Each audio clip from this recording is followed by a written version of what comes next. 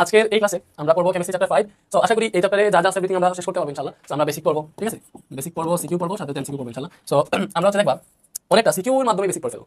আজকে ক্লাসে আমরা মতো দিতেছে। তো দেখবা সিকিউতে যে টাইপ আসে ওই টাইপটা আমরা কভার করার মাধ্যমে আমরা ফুল চ্যাপ্টার কমপ্লিট করে ফেলবো। সো তোমরা বুঝবা যে ভাই সিকিউ সলভ করতেছে বাট অ্যাকচুয়ালি বেসিক সলভ করে দিতেছে, ঠিক আছে। ক্লাস করে বুঝবা। তো আমরা শুরু করি নাকি। সো আমাদের চ্যাপ্টারটার নাম কি? রাসায়নিক বন্ধন। সো এখানে প্রথম যে টপিকটা সেটা হচ্ছে যুদ্ধতা ইলেকট্রন। প্রথম টপিকটা কি ভাইয়া? প্রথম টপিকটা হচ্ছে যুদ্ধতা ইলেকট্রন। তো যুদ্ধতা ইলেকট্রন মানে কি ভাই তোমাদেরকে বলি। দেখো যুদ্ধতা ইলেকট্রন, ঠিক আছে। ওকে, এই যুদ্ধতা ইলেকট্রন মানে কি ভাই? যুদ্ধতা ইলেকট্রন হচ্ছে মানে একটা মৌলের সর্বশেষ শক্তি স্তরে যতটা ইলেকট্রন থাকবে সবগুলো হচ্ছে তার যুদ্ধতা ইলেকট্রন। কি বলছি? একটা মৌলের সর্বশেষ শক্তি স্তরে যতটা ইলেকট্রন থাকবে সবগুলো তার যুদ্ধতা ইলেকট্রন। মনে করো সালফার, কোথায় কথা সালফার, সালফারের সর্বশেষ শক্তি স্তরে কতটা ইলেকট্রন আছে? প্রথম শক্তি স্তরে দুইটা, দ্বিতীয় শক্তি স্তরে কয়টা থাকে? আটটা দিলাম, ঠিক আছে। এরপর আসে তৃতীয় শক্তি স্তর, তৃতীয় শক্তি স্তরে থেকে কয়টা ভাইয়া? টোটাল 10টা গেছে, সালফার 16 আর 6টা বাকি। সো এই যে 6টা দিলাম, ঠিক আছে। তো এই যে সালফার, এই সালফারের সর্বশেষ শক্তি স্তরে এটা হচ্ছে সর্বশেষ শক্তি স্তর, সেটাই তো সর্বশেষ শক্তি স্তর। তাহলে সর্বশেষ শক্তি স্তরে কয়টা ইলেকট্রন আছে ভাইয়া? এই যে 2টা 4টা 6টা, দ্যাট মিন্স এটা সর্বশেষ শক্তি স্তরে 6টা ইলেকট্রন আছে। তাহলে সালফারের যুদ্ধতা ইলেকট্রন কত? 6। ফ্লুরিনের সর্বশেষ শক্তি স্তরে 7টা ইলেকট্রন থাকে, ফ্লুরিনের যুদ্ধতা ইলেকট্রন 7। এইভাবে সোডিয়ামের সর্বশেষ শক্তি স্তরে একটা ইলেকট্রন থাকে, সোডিয়ামের যুদ্ধতা ইলেকট্রন 1। সো যুদ্ধতা ইলেকট্রন কি? একটা মৌলের সর্বশেষ শক্তি স্তরে যতটা ইলেকট্রন থাকে ওটা হচ্ছে তার যুদ্ধতা ইলেকট্রন। লাইক এগুলো সংখ্যা লেখার সময় নাই, ভালো করে জানো আমরা সবকিছু পারি, শুধুমাত্র আমরা প্র্যাকটিস করতেছি। তো এটার সর্বশেষ শক্তি স্তরে 6টা ইলেকট্রন আছে। সো এই যে সালফারের যুদ্ধতা ইলেকট্রন হচ্ছে 6, ঠিক আছে, 6টা। বুঝছি? তো যুদ্ধতা ইলেকট্রন কি? একটা মৌলের সর্বশেষ শক্তি স্তরের এটা মৌলের সর্বশেষ শক্তি স্তরের মোট ইলেকট্রন সংখ্যা, ঠিক আছে। মোট ইলেকট্রন সংখ্যা হচ্ছে তার যুদ্ধতা ইলেকট্রন। এরপরে আসো দুজনী, দুজনী ইলেকট্রন বুঝলাম। এরপরে আসো দুজনী। ভাই দুজনী কি? দুজনী হচ্ছে একটা মৌল কতটা ইলেকট্রন গ্রহণ করতে পারে বা ত্যাগ করতে পারে ওই সংখ্যাটা হচ্ছে তার দুজনী। আচ্ছা, এটা তো পড়ছি আমরা যুদ্ধতা ইলেকট্রন। এখন পড়বো দুজনী বা শুধু শুধু যুদ্ধতা। কি পড়বো? দুজনী, দুজনী বা শুধু যুদ্ধতা। যুদ্ধতা ইলেকট্রন না, দুজনী অথবা যুদ্ধতা, ঠিক আছে।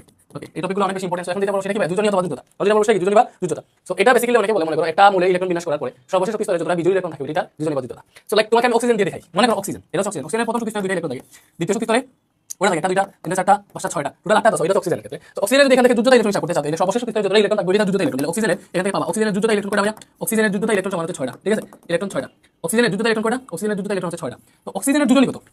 অক্সিজেনের যুজনী বা যুদ্ধতা শুধু যদি বলে তাহলে ওইটা কত? যুদ্ধতা আর যুদ্ধতা ইলেকট্রন এক জিনিস না। যুদ্ধতা এক জিনিস, যুদ্ধতা ইলেকট্রন অন্য জিনিস। এই যুদ্ধতা হচ্ছে লাইক অক্সিজেনের, দেখো অক্সিজেন হচ্ছে অক্সিজেনের পারমাণবিক সংখ্যা 8, তার পাশে নিষ্ক্রিয় মূল আছে নিয়ন, নিয়নের পারমাণবিক সংখ্যা 10। এই অক্সিজেনের এই নিয়নের কাঠামো অর্জন করতে হলে 2টা ইলেকট্রন গ্রহণ করা লাগে। তো অক্সিজেন যে 2টা ইলেকট্রন গ্রহণ করে, অক্সিজেন যে 2টা ইলেকট্রন গ্রহণ করে এই দুই হচ্ছে তার যুজনী বা যুদ্ধতা। সোডিয়াম, সোডিয়ামের সর্বশেষ একটা ইলেকট্রন মানে সর্ববহিষ্ঠ স্তরে একটা ইলেকট্রন থাকে, ওই একটা ইলেকট্রন যদি সে ত্যাগ করে ফেলে তাহলে সে নিয়নের কাঠামো অর্জন করতে পারে, একটা নিষ্ক্রিয় মূলের কাঠামো অর্জন করতে পারে, তাহলে সোডিয়ামের যুজনী 1, ঠিক আছে। দেন আসো মনে করো ক্লোরিন, ক্লোরিনের শেষে থাকে 7টা, সে যদি একটা ইলেকট্রন গ্রহণ করে তাহলে হচ্ছে আর্গনের মতো, তখন তার ক্লোরিনের যুজনী 1টা, ঠিক আছে, ঠিক আছে। তো এইভাবে যুজনী কি ভাইয়া? যুজনী হচ্ছে মানে বিক্রিয়ার সময় একটা মৌল যতটা ইলেকট্রন গ্রহণ করে বা ত্যাগ করে ওই ইলেকট্রন সংখ্যা যুজনী। সংখ্যাকে বললাম, এখানে ডিটেইলস লিখতেছি না। অথবা এইভাবে বলতে পারো যে একটা মৌলের ইলেকট্রন বিন্যাস করে এর সর্বশেষ শক্তি স্তরে যতটা বিজোড় ইলেকট্রন থাকে ওইটার যুজনী। লাইক অক্সিজেনের যুজনী কত ভাইয়া? অক্সিজেনের যুজনী হচ্ছে বলতেছি আমরা 2, অক্সিজেনের যুজনী কত? 2। তো অক্সিজেনের যুজনী 2, ওটা আমরা একটু হিসাব করে দেখি। অক্সিজেন তো 8টা ইলেকট্রন বিন্যাস করো, 1s2 2s2 2p4, এতটুকু পর্যন্ত আমরা কোনো বিজোড় ইলেকট্রন বা কোনো কিছু দেখতেছি না এখানে, ঠিক আছে, দেখতেছি না। বাট অক্সিজেনকে একটু এটা যদি একটু উত্তেজিত করি আমরা তাহলে এখান থেকে পাবো আমরা 1s2 2s2। উত্তেজিত করলে কি হবে? যে 2p4 যেটা আছে এটা ভেঙে যাবে, কি হবে? এই যে পি অরবিটালটা ভেঙে যাবে। তো পি অরবিটাল ভেঙে আমরা পাবো যে px py আর pz। তো এখান থেকে আমরা লিখতে পারবো 2px 2py আর 2pz। তো এই যে 4টা ইলেকট্রন একটা একটা করে প্রতিটা ঢুকবে, এটা একটা এটা একটা এটা একটা, আর টোটাল আছে 4টা, এখানে দিছি আমি 3টা। বাকি যে ইলেকট্রনটা আছে ওইটা এবার এখানে ঢুকবে। সো এই যে x যেটা আছে ওইটা ইলেকট্রন হয়ে যাবে 2টা, এটা ইলেকট্রন হয়ে যাবে 2টা। তো এই যে অক্সিজেনের উত্তেজিত অবস্থা ইলেকট্রন হচ্ছে এটা ভাইয়া। উত্তেজিত অবস্থা ইলেকট্রন কোনটা? এটা, ঠিক আছে। তো অক্সিজেনের এখানে সর্বশেষ শক্তি স্তরে বিজোড় ইলেকট্রন কোনটা আছে? 2টা আছে না। সো এখান থেকে তুমি এটা বলতে পারো যে অক্সিজেনের যুজনী 2। কি বলতে পারো? অক্সিজেনের যুজনী অথবা যুদ্ধতা 2, অক্সিজেনের যুজনী হচ্ছে 2, অক্সিজেনের যুজনী 2, ঠিক আছে। তো এটা চেক হবে। আবার আমাদের অক্সিজেন 2টা ইলেকট্রন গ্রহণ করতে পারে, এটা যুজনী। এটা সবচেয়ে ইজি। অ্যালুমিনিয়াম, অ্যালুমিনিয়ামের পারমাণবিক সংখ্যা 13, তার কাছে নিষ্ক্রিয় মূল হচ্ছে নিয়ন, নিয়নের পারমাণবিক সংখ্যা 10। তাহলে অ্যালুমিনিয়ামের যদি তুমি এইভাবে কাঠামোটা লিখো তাহলে দেখো অ্যালুমিনিয়ামের সর্বশেষ শক্তি স্তরে 3টা ইলেকট্রন আছে, ওই 3টা ইলেকট্রন ত্যাগ করে ফেলে নিয়নের কাঠামো অর্জন করতে পারে। নিয়নের একটা নিষ্ক্রিয় মূল, যে কোনো মূলই যৌগ গঠনের সময় নিষ্ক্রিয় মূলের কাঠামো অর্জন করতে চায়। সো অ্যালুমিনিয়াম 3টা ইলেকট্রন ত্যাগ করে, কয়টা ইলেকট্রন ত্যাগ করে? 3টা ইলেকট্রন ত্যাগ করে 3 প্লাস হয় কি 3টা ইলেকট্রন ত্যাগ করতে পারে, দ্যাটস মিন অ্যালুমিনিয়ামের যুজনী 3। এবার তুমি যদি এইভাবে দেখতে চাও যে আসলে বিজোড় ইলেকট্রন সংখ্যা যুজনী, তাহলে আমরা বিজোড় ইলেকট্রন হিসাব করি। লাইক অ্যালুমিনিয়াম হচ্ছে 13, তো অ্যালুমিনিয়ামের ইলেকট্রন যদি করো 1s2 2s2 2p6 3s2 3p1, এটা হচ্ছে আমাদের অ্যালুমিনিয়ামের ইলেকট্রন বিন্যাস। বাট আপাতত দৃষ্টিতে পাবা না, তুমি যেটাকে উত্তেজিত করা লাগবে। তো এক্ষেত্রে আমরা 1s2 2s2 2p6 এতটুকু লিখলাম। এই যে এটা আছে না 3s2 আর 3p1, এটা যেহেতু সর্বশেষ শক্তি স্তর, এটাকে আমরা ভাঙতে পারবো। লাইক এই যে 3s আছে, এই 3p কে ভাঙলে আমরা জানি px py pz পাবো, ঠিক আছে। তো আমরা একদম একসঙ্গে সবাইকে ভেঙে দিতেছি, ঠিক আছে। তো এখানে যে দেখো 3s2 আছে, এই যে 3s2 থেকে একটা তুমি হচ্ছে 3s দিলা, ঠিক আছে। আর এই যে একটা আছে 3px দিলা, আরেকটা আছে 3py দিলা। এখানে টোটাল 3টা আছে, ভালো করে দেখো, একটা 3s1 দিছে, একটা 3px আর একটা 3py। আর এই যে pz তো কেউ নাই 0, দ্যাট মিন্স এখানে তোমার বিজোড় ইলেকট্রন কয়টা আছে? যে এখানে দেখো 3টা আছে বিজোড় ইলেকট্রন, 3s1 3px1 3py1। তো এখানে অ্যালুমিনিয়াম যুজনী হচ্ছে 3, এইভাবে মনে রাখতে পারো। আবার সবচেয়ে সহজ হইতেছে কোন মৌল যৌগ গঠনের সময় যতটি ইলেকট্রন গ্রহণ করে বা ত্যাগ করে ওই ইলেকট্রন সংখ্যা যুজনী, ঠিক আছে। কোন মৌল যৌগ গঠনের সময় যতটি ইলেকট্রন ত্যাগ করে অথবা গ্রহণ করে ওই ইলেকট্রন সংখ্যা, ঠিক আছে, ওই ইলেকট্রন সংখ্যাই তার যুজনী, ঠিক আছে, মনে রাখতে পারবা। আচ্ছা, তো তোমার অনেক কোয়েশ্চেন আছে, লাইক একটা কোয়েশ্চেন তুমি পাবা অনেক মূল পরিবর্তনশীল যোজনী প্রদর্শন করে। লাইক তুমি যদি এখান থেকে দেখো, তোমার এই যে 86 পৃষ্ঠা, সেটা আমি লিখতেছি না, 86 নাম্বার পৃষ্ঠা বের করবা বই, এখনই বের করো। দেখো এখানে অনেকগুলো মূলের যোজনী দেওয়া আছে, হাইড্রোজেনের 1, লিথিয়ামের 1, সোডিয়ামের 1, তুমি এগুলো দেখলেই বুঝবা যে লাইক পটাশিয়ামের 1 দেওয়া আছে, পটাশিয়াম হচ্ছে 19 তো পটাশিয়ামের যদি ইলেকট্রন বিন্যাস করো, তুমি যদি গুল করে করবা, এভাবে যদি করো 1s2 2s2 2p6 3s2 3p6, এরপর আছে 4s1। তো ভালো করে দেখো, এতটুকু হচ্ছে আর্গনের ইলেকট্রন বিন্যাস, এতটুকু আর্গনটা না, এতটুকু আর্গনের ইলেকট্রন বিন্যাস। তার শেষ স্তরে একটা ইলেকট্রন থাকে, ওটা যদি সেটা করে ফেলে তাহলে সে আর্গনের একটা মূল করতে পারে, মানে আর্গনের একটা নিষ্ক্রিয় মূল, আর্গন নিষ্ক্রিয় মূল। তো সেটা ইলেকট্রন ত্যাগ করে দেন এই পটাশিয়ামের যোজনী এক, এইভাবে দেওয়া আছে। অ্যালুমিনিয়াম আয়রনের যোজনী দেওয়া আছে 2 আর 3 দেখবা, সালফারের যোজনী দেওয়া আছে 2 4 6। তো অনেকগুলো পরিবর্তনশীল যোজনী প্রদর্শন করে, মানে এক এক সময় এক একটা যোজনী প্রদর্শন করে। তো এইটার কাহিনী কি বা কেন প্রদর্শন করে আমরা দেখাই তোমাকে। তো অনেক সময় অনেক রকম যোগের সাথে মূলের সাথে বিক্রিয়া করে, লাইক সালফার কেন পরিবর্তনশীল যোজনী প্রদর্শন করে। দেখো সালফারের স্বাভাবিক ইলেকট্রন বিন্যাস কি ভাই, আমরা জানি সালফার হচ্ছে 16। তো সালফার হচ্ছে পরিবর্তনশীল যোজনী প্রদর্শন করে, এটা নোটস কি যে আমরা লিখলাম এখানে সালফার পরিবর্তনশীল যোজনী প্রদর্শন করে। কি ভাইয়া, সালফার পরিবর্তনশীল যোজনী প্রদর্শন করে, ঠিক আছে। সালফার কি করে, পরিবর্তনশীল যোজনী প্রদর্শন করে, ঠিক আছে। এটাকে আমরা এখানে নিলাম যে সালফার পরিবর্তনশীল যোজনী প্রদর্শন করে। দেখি সালফার 16 ইলেকট্রন বিন্যাস করলে পাবো 1s2 2s2 2p6 3s2 দেন 3p4, এটাই সালফার। দেখো এখানে 10টা আর তৃতীয় অরবিটাল আছে 6টা। তো তুমি এটা মনে রাখবা, এই যে পি অরবিটাল, এটা হচ্ছে আমাদের পি অরবিটাল টোটাল, এটা হচ্ছে টোটাল পি অরবিটাল, ঠিক আছে। পি অরবিটাল আবার তিনটা ভাগে বিভক্ত, পি অরবিটালে তুমি আর তিনটা অংশ পাবে, এটা হচ্ছে px আর এটা হচ্ছে py আর একটা pz। তাহলে এটা মনে করো আমাদের px, এটা py, এটা মনে করো pz। তো px py pz, তো এটা হচ্ছে আমাদের p, ওই যে পি অরবিটাল। s অরবিটাল হচ্ছে শুধুমাত্র s ই থাকে, ঠিক আছে। s অরবিটালে কোনো ইয়ে নাই, এটা জাস্ট s, এটা হচ্ছে তোমার s অরবিটাল, ঠিক আছে। ওকে, এরপরে তোমার ডি অরবিটালে আরো 5টা থাকে, ঠিক আছে। ডি অরবিটালে থাকে 5টা, ডি অরবিটালে কয়টা থাকে ভাইয়া, ডি অরবিটালে থাকে 5টা। ওকে, ডি অরবিটালে কি থাকে, dxy dyz dzx, ঠিক আছে। dx square minus y square, এই যে এইভাবে এগুলো থাকে, ঠিক আছে। dxy dyz dzx, আচ্ছা সেটা হচ্ছে তোমার ডি অরবিটাল। তো তুমি চিন্তা করো, এটাতে 5টা থাকে, এটাতে একটা, এটাতে 3টা। সো এগুলোকে তুমি পি অরবিটালকে বানতে পারবা, ডি অরবিটালকে বানতে পারবা। এই জিনিসটা বোঝানোর জন্য জাস্ট এটা লিখছি, এটা একটু মনে রাখো। ওকে, এখানে সালফারের আপাতত দৃষ্টিতে কোনো যোজনী পাইতেছ না, এখানে বিজুলি ইলেকট্রন নাই। বাট সালফারের ক্ষেত্রে আমরা জানি সালফার ভালো করে দেবে, সালফার 16। সো সে এমন একটা পজিশনে থাকে যে সে চাইলে দেখো এখানে যদি সে দুইটা ইলেকট্রন গ্রহণ করে তাহলে 3p6 হয়ে যাবে, তখন সে আর্গনের কাটা মজুদ করতে পারবে। সে যদি দুইটা ইলেকট্রন গ্রহণ করে তাহলে সে আর্গনের কাটা মজুদ করতে পারে, এক্ষেত্রে তার যোজনী 2 আমরা করতে পারি। আবার সে চাইলে তার এই যে শেষে 6টা ইলেকট্রন আছে, এই 6টা ইলেকট্রন যদি ত্যাগ করে দেয় তাহলে তো সে নিয়নের কাটা মজুদ করতে পারবে, মানে নিয়নের 10টা ইলেকট্রন 10টা ইলেকট্রন মতো হয়ে যাবে, এক্ষেত্রে তার যোজনী 6। সো এই যে পরিবর্তনশীল যোজনী এগুলো বিভিন্ন কারণে হয়, একটা মূলের সাথে বিক্রিয়ার সময় এক রকম যোজনী প্রদর্শন করে, ঠিক আছে। তো এই সালফারকে যদি তুমি একটু উত্তেজিত করো তাহলে কি পাবা, 1s2 1s2 2s2 2p6, ঠিক আছে। এই যে 3s2 আছে, ভালো করে বুঝো। প্রথমে আমরা পি অরবিটালকে ভাঙবো, প্রথম উত্তেজিত করব। তো পি অরবিটালকে যদি আমরা ভাঙি তাহলে আমরা কেমনে পাবো, ভালো করে চিন্তা করো। এই যে পি অরবিটাল আছে, এটা যদি আমরা ভাঙি তাহলে 3px 3py 3pz এইভাবে লিখতে পারবো। সেখানে 4টা আছে, একটা একটা করে দিব, 3টা হইছে, সেটা আবার কোনটাতে আসবে, এই যে px এ আসবে, তখন এটা টোটাল 2টা হয়ে যাবে। তখন আমার সর্বশেষ পিছনে বিজুলি ইলেকট্রন আছে 2টা, এক্ষেত্রে আমাদের যোজনী হচ্ছে 2, ঠিক আছে। এক্ষেত্রে যোজনী, এক্ষেত্রে আমাদের যোজনী হচ্ছে 2, ঠিক আছে। কোন সর্বশেষ পিছনে বিজুলি ইলেকট্রন আছে 2টা। সালফারকে এবারে আমরা ডাবল আর উত্তেজিত করব, এবার কি হবে। ওকে, আচ্ছা এটা কি লিখলাম, আচ্ছা এবার আর উত্তেজিত করব। এখন আমরা কি করব ভাইয়া, এখন হচ্ছে আমরা তার s অরবিটালকে ভেঙে দিব। আমরা কি করব, s অরবিটালকে ভেঙে দিব। তো এইবার এই যে 3s আছে 3px আছে 3py আছে 3pz আছে, ভালো করে বুঝো। ওকে, আচ্ছা এবার আমরা কি করব ভাইয়া, সালফারের যদি 2 আমরা অলরেডি পেয়ে গেছি। ওকে, এবার আমরা s অরবিটালকে ভাঙবো না, s তো তার ঠিকঠাক জায়গায় রাখি আপাতত, এটা শেষে ভাঙবো, 3 নাম্বার পর্যন্ত উত্তেজিত করব। এবার দেখো 3px আছে 3py আছে এবং 3pz আছে। বাট আমরা জানি এই p এর পরে আমরা এখানে 3d একটা অরবিটাল থাকে, এটা আপাতত 3d তে কোনো ইলেকট্রন নাই, 3d শূন্য অবস্থায় আছে। বাট এটা যদি বেশি উত্তেজিত করি তাহলে এই যে p এর ইলেকট্রনগুলো 3d তে যাইতে পারে, এটা তো আমরা অবশ্যই চিন্তা করতে পারি। তো এখানে আমাদের অলরেডি 3d অরবিটাল আছে, আমরা এখানে 3dxy 3dyz 3dzx এগুলো আছে, কল্পনা করতে পারি, এগুলো কল্পনা করতে পারি, অবশ্যই আছে। তখন এই যে px এর p তে যে 4টা ইলেকট্রন আছে, এটা একটা আমরা বেশি উত্তেজিত করছি, লাস্টের ইলেকট্রনটা px এর আইসা 3d তে চলে যাবে। সো এক্ষেত্রে তুমি এখানে কয়টা ইলেকট্রন পাবা ভাইয়া, এক্ষেত্রে তুমি এখানে 4টা বিজুলি ইলেকট্রন পাবা, এখানে কয়টা ইলেকট্রন বিজুলি ইলেকট্রন পাবা ভাইয়া, 4টা ইলেকট্রন পাবা। তো এখানে হচ্ছে যোজনী পাবা 4, এটাতে যোজনী কত পাবা, এটাতে যোজনী পাবা 4, দেখো 4টা বিজুলি ইলেকট্রন আছে, এটাতে যোজনী 4। সালফার পরিবর্তনশীল যোজনী প্রদর্শন করে কোন সময় এইভাবে 3টা ইলেকট্রন যদি দেখাও তুমি হচ্ছে 100% মার্কস পাবা। এবার আমরা কি করব, এটাকে আরো বেশি উত্তেজিত করব। এবার কি করব, এটাকে আরো বেশি উত্তেজিত করব। এখন আমরা s অরবিটাল পর্যন্ত ভেঙে দিব, এবার আমরা s অরবিটাল ভেঙে দিব 2s2। আচ্ছা এগুলা কিন্তু 0 0, বুঝছো, এগুলা ইলেকট্রন নাই, বিজুলি ইলেকট্রন এই 4টাতে যোজনী 4। সো আমরা দেখো 1s2 2s2, এরপর আছে তোমার 2p6 পর্যন্ত দিলাম। এরপর এই যে 3s2 আছে না, এবার 3s কে ভাঙিয়ে ফেলবো, তাহলে 3s এর ইলেকট্রন দিতেছি না, 3px আছে 3py আছে 3pz আছে, তারপর আছে 3dxy 3dyz, আসলে আমার লাগে না, এতটুকু মিলে হয়ে যায়। এবার দেখো s আর p মিলে টোটাল 6টা ইলেকট্রন আছে, একটা 2টা 3টা 4টা 5টা 6টা, এই 6টাতে বিজুলি হয়ে গেছে। তো তুমি এখানে টোটাল কয়টা বিজুলি ইলেকট্রন পাইছো, ভালো করে চিন্তা করো, এখন 6টা বিজুলি ইলেকট্রন পাইছো। তো এক্ষেত্রে সালফারের যোজনী কত, সালফারের যোজনী হচ্ছে 6 দেখাইতেছে। তো আমরা পাইলাম সালফার একবার 2 একবার 4 একবার 6, এই 3টা যোজনী প্রদর্শন করতেছে। তো সালফারের যোজনী একসাথে কি লেখা যায়, সালফারের যোজনী হচ্ছে 2 4 6, এই 3টা নাম্বার দিতে হবে। এক্ষেত্রে সালফার পরিবর্তনশীল যোজনী প্রদর্শন করে, তুমি যদি বিক্রিয়া দেখিয়ে দিতে পারো কোনটার সাথে কি রকম যোজনী প্রদর্শন করতেছে।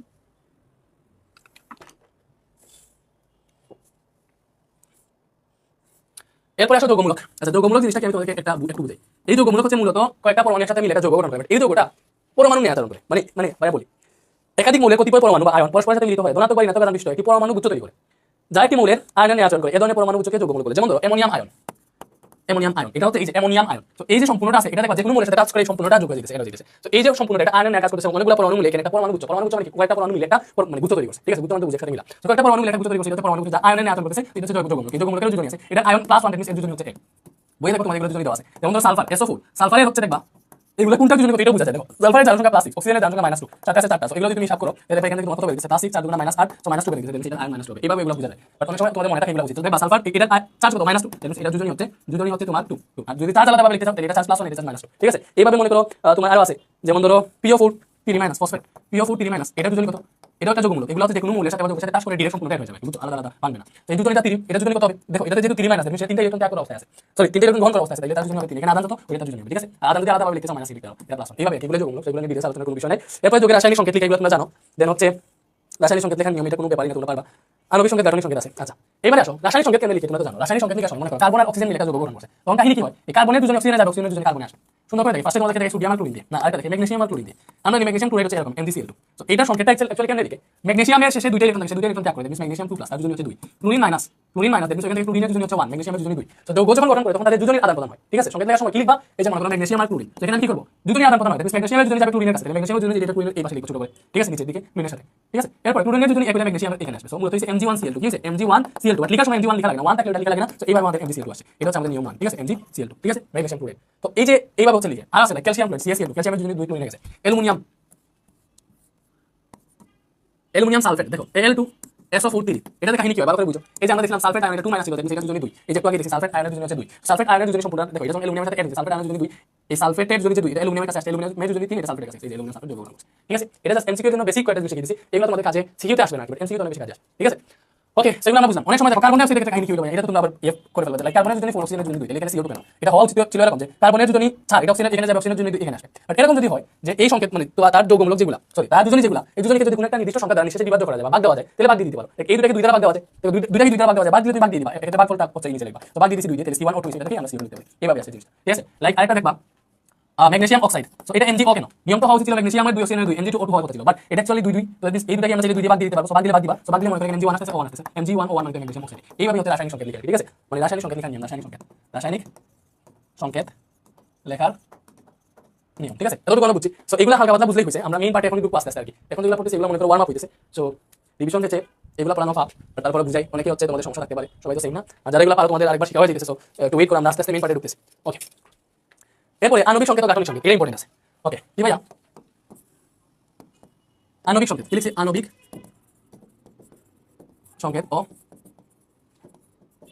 ওকে সো আণবিক সংকেত আর গাঠনিক সংকেত জিনিসটা কি ভাই তোমাকে বুঝাই ওই যে আমরা একটু আগে যেগুলো লিখছি না ওইগুলো কি ছিল জানো ওইগুলো ছিল আণবিক সংকেত এতক্ষণ আমরা যেগুলো লিখছি ওইগুলো ছিল হচ্ছে আণবিক সংকেত আর ওইগুলোকে ভেঙে বন্ড আকারে লিখলে যেটা পাওয়া যায় এটা গাঠনিক সংকেত লাইক মনে করো প্রোপেনের সংকেত কি এই যে প্রোপেনকে আমরা লিখতে পারি C3H8 প্রোপেনের সংকেত চ্যাপ্টার 11 এ যারা পড়ছেন জানো তো এটা হচ্ছে প্রোপেন এই যে এই আকারে লিখছি না এই যে সংখ্যা দিয়ে লাইক কার্বন 3 হাইড্রোজেন 8টা তো এটা হচ্ছে প্রোপেনের সংকেত এটা হচ্ছে আণবিক সংকেত এটা কি আণবিক সংকেত আচ্ছা এগুলাতে তোমরা তো এই জিনিসটা বুঝো এখানে বুঝাইতে চাই অক্সিজেন 2টা আছে কার্বন একটা আছে এটাতে ক্লোরিন 2টা আছে ম্যাগনেসিয়াম একটা আছে ম্যাগনেসিয়াম অক্সিজেন একটা আছে এই জিনিসগুলোতে বুঝাই এটা তো তোমরা বুঝো আচ্ছা সো এখানে হচ্ছে আণবিক সংকেত এটা যদি আমরা বাংলায় লিখি কার্বনকে এই যে এটাকে যদি বাংলায় লিখি এই যে কার্বন 3টা আছে একক বন্ডে 3টা একসাথে হলো তো বন্ড আকারে যখন এগুলোকে লিখবো দেখো কার্বনের জানি আমরা 4টা হাত থাকে বা 4টা ডাল থাকে সেখানে এটা একটা অলরেডি দিয়ে দিয়েছি আর 3টা এখানে দিতে পারি এখানে এই কার্বনের 2টা হয়ে গেছে আর 2টা দিতে পারি এই কার্বনের একটা হয়ে গেছে আর 3টা দিতে পারি তো প্রত্যেকটাতে আমরা হাইড্রোজেন এড করলাম কি করলাম হাইড্রোজেন আছে হাইড্রোজেন এড করলাম তুমি হিসাব করে দেখো 1 2 3 4 5 6 7 8টা হাইড্রোজেন এখানে আছে তো এই যে এইভাবে যেগুলো লিখে ঠিক আছে এই যে এইভাবে যেগুলো লিখে এগুলো হচ্ছে গাঠনিক সংকেত এইভাবে লিখলে কি হয় এটা হচ্ছে আমাদের গাঠনিক সংকেত এটা কি এটা হচ্ছে গাঠনিক সংকেত এটা হচ্ছে গাঠনিক সংকেত বুঝছি তো বন্ড আকারে লিখে যেটা পাওয়া যায় গাঠনিক সংকেত এটা হচ্ছে আণবিক সংকেত লাইক পানি মনে করো এখানে আমরা পানি লিখলাম তো পানির ক্ষেত্রে কাহিনী কি হবে পানি দেখো পানি মানে H2O এটা হচ্ছে আণবিক সংকেত আর এটাকে বাংলায় দেখো অক্সিজেন আছে এটার সাথে 2টা হাইড্রোজেন এড হয় তো এটা হচ্ছে গাঠনিক সংকেত এটা কি এটা গাঠনিক সংকেত এটা হচ্ছে আণবিক সংকেত ঠিক আছে আর কার্বন ডাই অক্সাইড দেখো কার্বন ডাই অক্সাইড CO2 এটা হচ্ছে আণবিক এটা আণবিক সংকেত এটা কি আণবিক সংকেত এটাকে যদি আমরা বন্ড আকারে লিখি কার্বন ডাই অক্সাইড দেখো ভালো করে দেখো কিন্তু কার্বনের অক্সিজেনের মধ্যে এগুলো সর্বনিম্ন যোজন হচ্ছে 2 এখানে দেখো হাইড্রোজেনের জন্য 1 ছিল একটা বন্ড এখানে হাইড্রোজেনের জন্য সর্বনিম্ন ছিল একটা বন্ড 1 ছিল একটা বন্ড বাট তুমি দেখো এগুলো বন্ড আকারে লেখার সময় দুইটা মূলের মধ্যে সর্বনিম্ন যোজনের মধ্যে হিসাব করে বের করো সর্বনিম্ন কার জন্য কার্বনের জন্য 4 অক্সিজেনের জন্য 2 তুমি সর্বনিম্ন যোজনে 2 এবং সেখানে ডাবল বন্ড হবে তুমি কার্বন অক্সিজেন লিখবে না সেখানে ডাবল বন্ড হবে কার্বন ডাবল বন্ড এদিকে ডাবল বন্ড দিলাম দেখো কার্বনের 4টা হাত থাকে 4টা হাত হয়ে গেছে অক্সিজেনের 2টা হাত আর অক্সিজেনের ডাবল বন্ড বলছি না অক্সিজেনের জন্য 2 এই দিকে অক্সিজেন এই দিকে অক্সিজেন দিবা এটা হচ্ছে কার্বন অক্সিজেনের গাঠনিক সংকেত এই গাঠনিক সংকেত এগুলো হচ্ছে এখন তোমার প্রয়োজন এগুলো শিখবা ডিটেইলসে চ্যাপ্টার 8 এগুলো চ্যাপ্টার 8 শিখবা এখন জাস্ট একটু দেখাই দিলাম চ্যাপ্টার 8 এগুলো অনেক কাজ আছে শিখবা এতটুকুই তোমাকে জাস্ট চিনে রাখো কোনটা আণবিক সংকেত কোনটা গাঠনিক সংকেত ঠিক আছে এটা চিনলে হচ্ছে আমাদের মোটামুটি আমরা এতে আছি আর একটু পড়ি আমরা এখন হচ্ছে এরপরে আমরা পড়বো হচ্ছে বাকি যেগুলো আছে নিশ্চয়ই ষষ্ঠ নিয়ম তারপরে হচ্ছে তোমার আণবিক বন্ধন সংযোজী বন্ধন এগুলো ইম্পর্টেন্ট এগুলো পড়ে হচ্ছে আমরা সিকিউতে চলে যাবো এবং সিকিউ সলভ করতে করতে আমরা বেশি কাজ করতে ঠিক আছে ওকে সো এরপরে দেখবো আমরা নিষ্ক্রিয় গ্যাস নিষ্ক্রিয় গ্যাস সম্পর্কে তোমরা সবাই জানো তো এই যে নিষ্ক্রিয় গ্যাস কোনগুলো ভাই নিষ্ক্রিয় গ্যাস হচ্ছে helium neon argon krypton xenon radon oganesson ঠিক আছে এই যে এগুলো আমাদের নিষ্ক্রিয় মৌল বা নিষ্ক্রিয় গ্যাস তো এখানে দেখবা হিলিয়ামের সর্বশেষ শক্তিস্তর ইলেকট্রন আছে 2টা নিয়নের সর্বশেষ শক্তিস্তর ইলেকট্রন আছে 8টা আর্গনের সর্বশেষ শক্তিস্তর ইলেকট্রন 8টা ক্রিপ্টনের 8টা জেননের 8টা রেডনের সর্বশেষ শক্তিস্তর ইলেকট্রন 8টা অর্গানসনের সর্বশেষ শক্তিস্তর ইলেকট্রন 8টা তো আমরা জানি কোনো মৌলের সর্বশেষ শক্তিস্তরে যদি 8টা ইলেকট্রন দ্বারা পূর্ণ থাকে তাহলে মৌলটা স্থিতিশীল অবস্থায় থাকে সে ওই অবস্থান থেকে কোনো মৌলের ইলেকট্রন গ্রহণ করতে চায় না কাউকে ইলেকট্রন দিতে চায় না সে রাসায়নিকভাবে নিষ্ক্রিয় থাকে বা স্থিতিশীল থাকে তার ইলেকট্রনের কাঠামোটা স্থিতিশীল থাকে হিলিয়ামের সর্বশেষ শক্তিস্তরে 2টা ইলেকট্রন থাকলেও হিলিয়ামের সর্বশেষ শক্তিস্তরে 2টা ইলেকট্রন থাকলেও ভালো করে দেখো হিলিয়ামের ইলেকট্রন বিন্যাসটা যদি আমরা দেখি তাহলে এটা তো 2 তো হিলিয়ামের পারমাণবিক সংখ্যা 2 শুধুমাত্র 1s2 তো এখানে প্রথম শক্তি স্তরে থাকে হিলিয়াম, তো প্রথম শক্তি স্তরে ইলেকট্রন দান করতে দুইটা, তো ওই দুইটা ইলেকট্রন দ্বারা কিন্তু তার প্রথম শক্তি স্তরটা পূর্ণ থাকে, এজন্য সে তার শক্তি স্তরে আর কোনো ইলেকট্রন নিতেও চায় না, আবার সে দিতেও চায় না, কারণ তার প্রথম শক্তি স্তরে দুইটা ইলেকট্রন জায়গা হয়, ওই দুইটা ইলেকট্রন দ্বারা সে পূর্ণ, দ্যাট মিন্স সে নিষ্ক্রিয় বা স্থিতিশীল। এজন্য হিলিয়ামের সর্বশেষ শক্তি স্তরে দুই থাকা সত্ত্বেও সে স্থিতিশীল। নিয়নের সর্বশেষ শক্তি স্তরে ইলেকট্রন কটা, নিয়নের কাটা আমরা যদি দেখো নিয়ন এখানে দুইটা, পরের শক্তি স্তরে আছে তার 8টা, 1 2 3 4 5 6 7 8। আমরা জানি কোন মৌলের সর্বশেষ শক্তি স্তর যদি 8টা ইলেকট্রন দ্বারা পূর্ণ থাকে তাহলে মৌলটা সর্বাধিক স্থিতিশীল অবস্থায় থাকে। নিয়নের সর্বশেষ শক্তি স্তরে 8টা ইলেকট্রন আছে, এজন্য এই নিয়নটা মানে একদম স্থিতিশীল, সে কারোর সাথে ইলেকট্রন শেয়ার করতে চায় না, কারো ইলেকট্রন গ্রহণ করতে চায় না, কারো কাছে ইলেকট্রন ত্যাগ করতে চায় না, দ্যাট মিন্স সে রাসায়নিকভাবে নিষ্ক্রিয়। এইভাবে আর্গন, কৃপন, জেনন, রেডন, অক্সিজেন সবগুলো সে 8টা ইলেকট্রন দ্বারা পূর্ণ, যেগুলো রাসায়নিকভাবে নিষ্ক্রিয় এবং নিষ্ক্রিয় গ্যাসগুলো সবচেয়ে বেশি স্থিতিশীল অবস্থায় থাকে। বুঝতে পারছি ব্যাপারটা? ওকে, আর এটা আমরা জানি যে প্রত্যেকটা মৌল যৌগ গঠনের সময় অষ্টক নিয়ম মানার চেষ্টা করে বেশিরভাগ ক্ষেত্রে, সবগুলো ব্যতিক্রম আছে, আমরা সবগুলো পড়বো। তো ফার্স্টে আমরা এখন আমাদের মেইন পার্টে যাই, একটু আমরা আয়নিক বন্ধন, সমযোজী বন্ধন এই জিনিসটা দেখি। তো আচ্ছা, তার আগে আমাদেরকে একটু বুঝতে হবে যেটা হচ্ছে কেটায়ন ও অ্যানায়ন। সো দেখো কেটায়ন ও অ্যানায়ন এই জিনিসটা কি,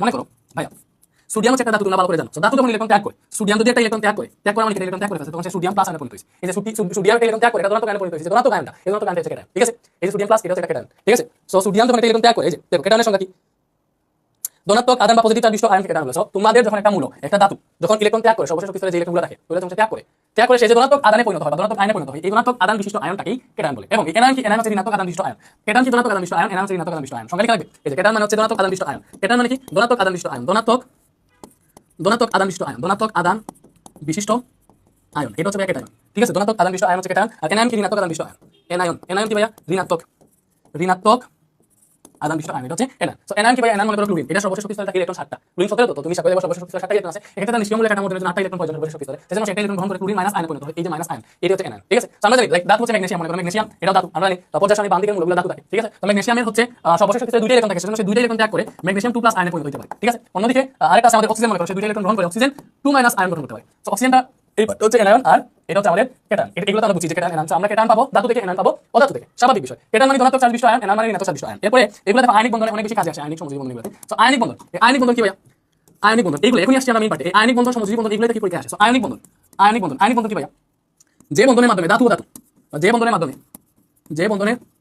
তুমি এইভাবে বলতে পারো, যে বন্ধনের মাধ্যমে কেটায়ন ও এনায়ন, কেটায়ন ও এনায়ন মানে ধাতু থেকে কেটায়ন, এনায়ন থেকে অধাতু, সরি অধাতু থেকে এনায়ন, মোটামুটি ধাতু বুঝে দিয়েছে। যে বন্ধনের মাধ্যমে কেটায়ন ও এনায়ন, কি বলছি, কেটায়ন ও এনায়ন পরস্পরের সাথে যুক্ত থাকে, যে বন্ধনের মাধ্যমে কেটায়ন ও এনায়ন পরস্পরের সাথে যুক্ত থাকে তাকে আয়নিক বন্ধন বলে। তাকে কি বলে ভাই, আয়নিক বন্ধন বলে, ঠিক আছে? ভাই কি বলছি দেখো, যে বন্ধনের মাধ্যমে কেটায়ন ও এনায়ন পরস্পরের সাথে যুক্ত থাকে তাকে আয়নিক বন্ধন বলে। তুমি এবার বলতে পারো যে বন্ধনের মাধ্যমে ধাতু ও ধাতুগুলা, ঠিক আছে, যে প্রক্রিয়ার মাধ্যমে ধাতু ও ধাতুগুলা পরস্পরের মধ্যে স্থির বৈদ্যুতিক আকর্ষণ বলে পরস্পরের সাথে যুক্ত থাকে, বা ইলেকট্রোস্ট্যাটিক ফোর্সের মাধ্যমে পরস্পরের সাথে যুক্ত থাকে, তাকে আয়নিক বন্ধন বলে। এইভাবে বলা যায়। সবচেয়ে যদি বলো যে বন্ধনের মাধ্যমে কেটায়ন ও এনায়ন পরস্পরের সাথে যুক্ত থাকে তাকে আয়নিক বন্ধন বলে। তো আয়নিক বন্ধনটা কেমনে হবে তোমাদেরকে দেখাইছো। আয়নিক বন্ধনটা হয় তোমার অ্যাকচুয়ালি ধাতু ইলেকট্রন ত্যাগ করে এবং অধাতু সেই ইলেকট্রনটা গ্রহণ করে, যে বন্ধনটা গ্রহণ করে, ঠিক আছে? ওটা হচ্ছে আমাদের আয়নিক বন্ধন। লাইক একটা আয়নিক বন্ধন, এটা বুঝলাম। আয়নিক যৌগ কোনগুলা আসতে পারে, আয়নিক যৌগ কোনগুলা, আয়নিক বন্ধনের মাধ্যমে যে যৌগ গঠিত হয় এটা আয়নিক যৌগ। দেখো এগুলো কিন্তু কোন নম্বরের প্রশ্ন, আয়নিক যৌগ কাকে বলে? আয়নিক বন্ধনের মাধ্যমে যে যৌগ গঠিত হয় তাকে আয়নিক যৌগ বলে। সো মনে করো আমরা একটা যৌগ দেখি লাইক সোডিয়াম ক্লোরাইড, এটা হচ্ছে একটা আয়নিক বন্ধনের মাধ্যমে গঠিত যৌগ বা আয়নিক যৌগ, সোডিয়াম ক্লোরাইড, এটা কি? এটা হচ্ছে আয়নিক যৌগ। সো আয়নিক বন্ধনের মাধ্যমে যে যৌগ গঠিত হয় এটা হচ্ছে আয়নিক যৌগ। এখানে সোডিয়াম ক্লোরাইডের মধ্যে আয়নিক বন্ধন আছে। আয়নিক বন্ধনটা কিভাবে হয় তোমাদেরকে দেখে। সো এই যে সোডিয়াম আছে, দেখো তোমাকে ফার্স্টে চিত্র এঁকে দেখো, সোডিয়াম আছে না, এই যে সোডিয়ামের সর্বশেষ শক্তি স্তরে কয়টা ইলেকট্রন আছে বলো? সোডিয়াম আছে না, সোডিয়ামের সর্বশেষ শক্তি স্তরে কয়টা ইলেকট্রন আছে আমরা মনে করো জানি না, আমরা চিত্র আঁকি। এটা মনে করো প্রথম শক্তি স্তর, ঠিক আছে? এটা দিলাম দ্বিতীয় শক্তি স্তর, সোডিয়ামের শক্তি স্তর কিন্তু 3টা, এটা হচ্ছে তৃতীয় শক্তি স্তর, ঠিক আছে? এটা হচ্ছে মনে করো তৃতীয় শক্তি স্তর, এটা কি শেষেরটা একটু বড় দিই। ওকে, এই যে সোডিয়ামের প্রথম শক্তি স্তরে থাকে 2টা ইলেকট্রন, দ্বিতীয় শক্তি স্তরে থাকে 8টা, এগুলো জুড়ে দিলে ভালো, ঠিক আছে? জুড়ে দিব 7টা দিছি, আর বাকি থাকে একটা, সেটা মনে করো এখানে আছে। সাথে আছে ক্লোরিন, ভালো করে বুঝো ক্লোরিন, এখন আছে কি ভাই ক্লোরিন। সো ক্লোরিনের সর্বশেষ শক্তি স্তরে কয়টা ইলেকট্রন থাকে আমরা আমাদের একটু দেখো। এখানে দেখো আয়নিক কোনটা আয়নিক যৌগ বা কোনটা আয়নিক বন্ধন গঠন করবে, কোনটা সমযোজী বন্ধন গঠন করবে, এটা চেনার একমাত্র উপায় হচ্ছে আয়নিক যৌগ গঠনের ক্ষেত্রে। ফার্স্ট এটা আয়নিক যৌগ না, আয়নিক বন্ধন বা আয়নিক যৌগের ক্ষেত্রে আমাদের ধাতু প্লাস অধাতু লাগবে। আয়নিক যৌগ কেমনে গঠিত হয়? ধাতু প্লাস অধাতু মিলে কিন্তু আয়নিক যৌগ গঠিত হয়। ধাতু প্লাস অধাতু মিলে যে যৌগ গঠন করে এটা আয়নিক যৌগ বলতে হয়। ধাতু আর অধাতু মিলে কিন্তু আয়নিক যৌগ গঠন হয়। যেখানে তুমি ধাতু প্লাস অধাতু দেখবা ওখানে বুঝবা আয়নিক যৌগ গঠন হবে, ঠিক আছে? সেখানে ক্লোরিনের দেখো, ক্লোরিনের আমরা কয়টা শক্তি স্তর ভাইয়া? ক্লোরিনের হচ্ছে 3টা শক্তি স্তর। ক্লোরিনের শক্তি স্তরগুলো আমরা একটু দেই, যেটা দ্বিতীয় শক্তি স্তর, এটা হচ্ছে তার তৃতীয় শক্তি স্তর, মনে করো আমরা তার শক্তি স্তরগুলো দিলাম, ঠিক আছে? তো ক্লোরিন ছোট দিয়ে দিছি, মেবি বেশি সমস্যা নাই, আমরা বড় করতে পারি।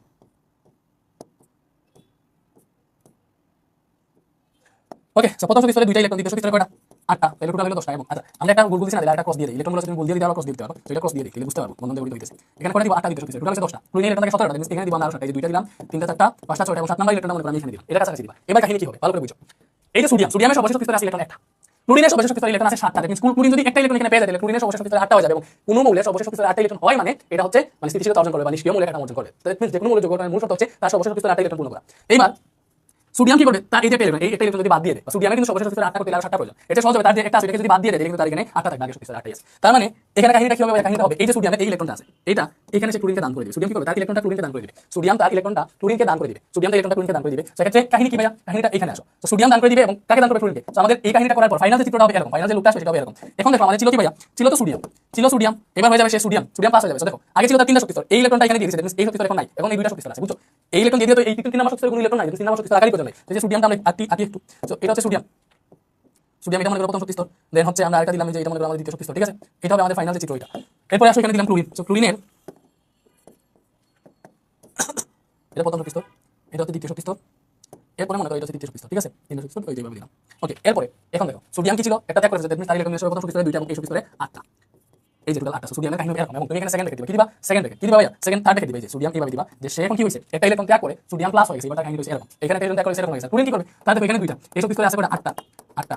এবং সর্বশেষ শক্তি স্তরে কি ছিল? দেখো এখানে 7টা ছিল পূর্বে, এইভাবে 7টা ছিল। দেন এখানে এই ক্রসের সাথে দেখো, এখানে যে এই ক্রসটা আছে, এই ক্রসের সাথে এই ইলেকট্রনটা সোডিয়াম ইলেকট্রনটা এসে যুক্ত হয়েছে, সোডিয়াম ইলেকট্রনটা এসে যুক্ত হওয়ার পরে তার কাহিনী হয়ে গেছে এরকম। ক্লোরিন আগে ক্লোরিন ছিল শেষে 7টা, এখন ক্লোরিনের শেষে আছে 8টা। এবং সেই ইলেকট্রন গ্রহণ করছে, গ্রহণ করা মানে কি? গ্রহণ করা মানে কি? মাইনাস, ঋণাত্মক আধান, মানে গ্রহণ করছে মানে কি? মাইনাস। তো এখানে মাইনাস দিয়ে দিবা, শেষ। এটা হচ্ছে তার ফাইনাল চিত্র, এটা হচ্ছে সোডিয়াম ক্লোরাইডের আয়নিক বন্ধন। এইভাবে প্রথমে ছিল এইটা, শেষে হচ্ছে এটা। আয়নিক বন্ধন রেডি হলে এই দুটো চিত্র লাগবে, যে ফার্স্টে কিরকম ছিল শেষে কিরকম হয়েছে। এবং তুমি যদি এখানে বিক্রিয়া দিতে যাও, এইভাবে দেখবা যে এখানে সোডিয়াম ছিল, সে একটা ইলেকট্রন ত্যাগ করছে, পরে সোডিয়াম প্লাস হইছে। এই যে এটা থেকে ওইটা দেখিছে, একটা ইলেকট্রন ত্যাগ করে সোডিয়াম প্লাস হইছে। এবং ক্লোরিন ছিল, সে একটা ইলেকট্রন গ্রহণ করছে, মানে সোডিয়াম যে ইলেকট্রন ত্যাগ করছে সেটা গ্রহণ করে ক্লোরিন মাইনাস হইছে। এবং সামগ্রিকভাবে সোডিয়াম আর ক্লোরিন মিলে আমার এখানে সোডিয়াম ক্লোরাইড গ্রহণ করছে, সোডিয়াম ক্লোরাইড এই আয়নিক বন্ধনটা গ্রহণ করছে, ঠিক আছে?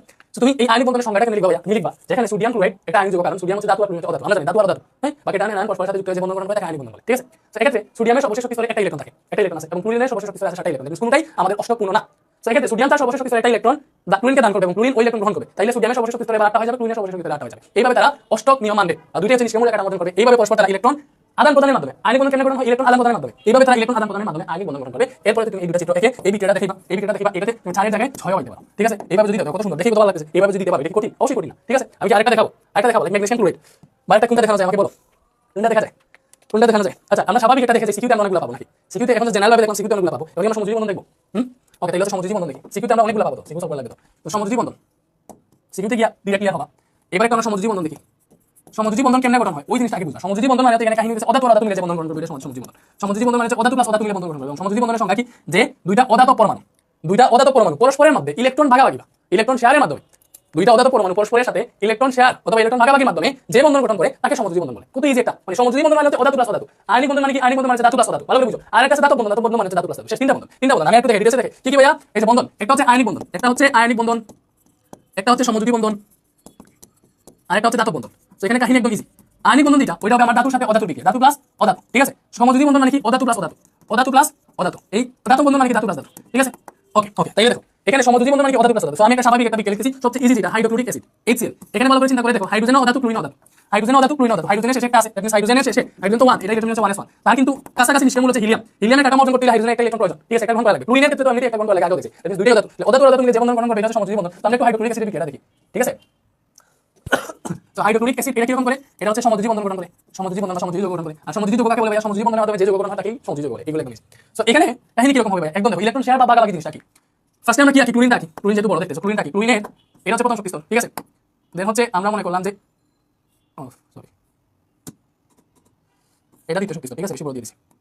আর এটা হচ্ছে তৃতীয় শক্তি স্তর, ঠিক আছে? ওকে,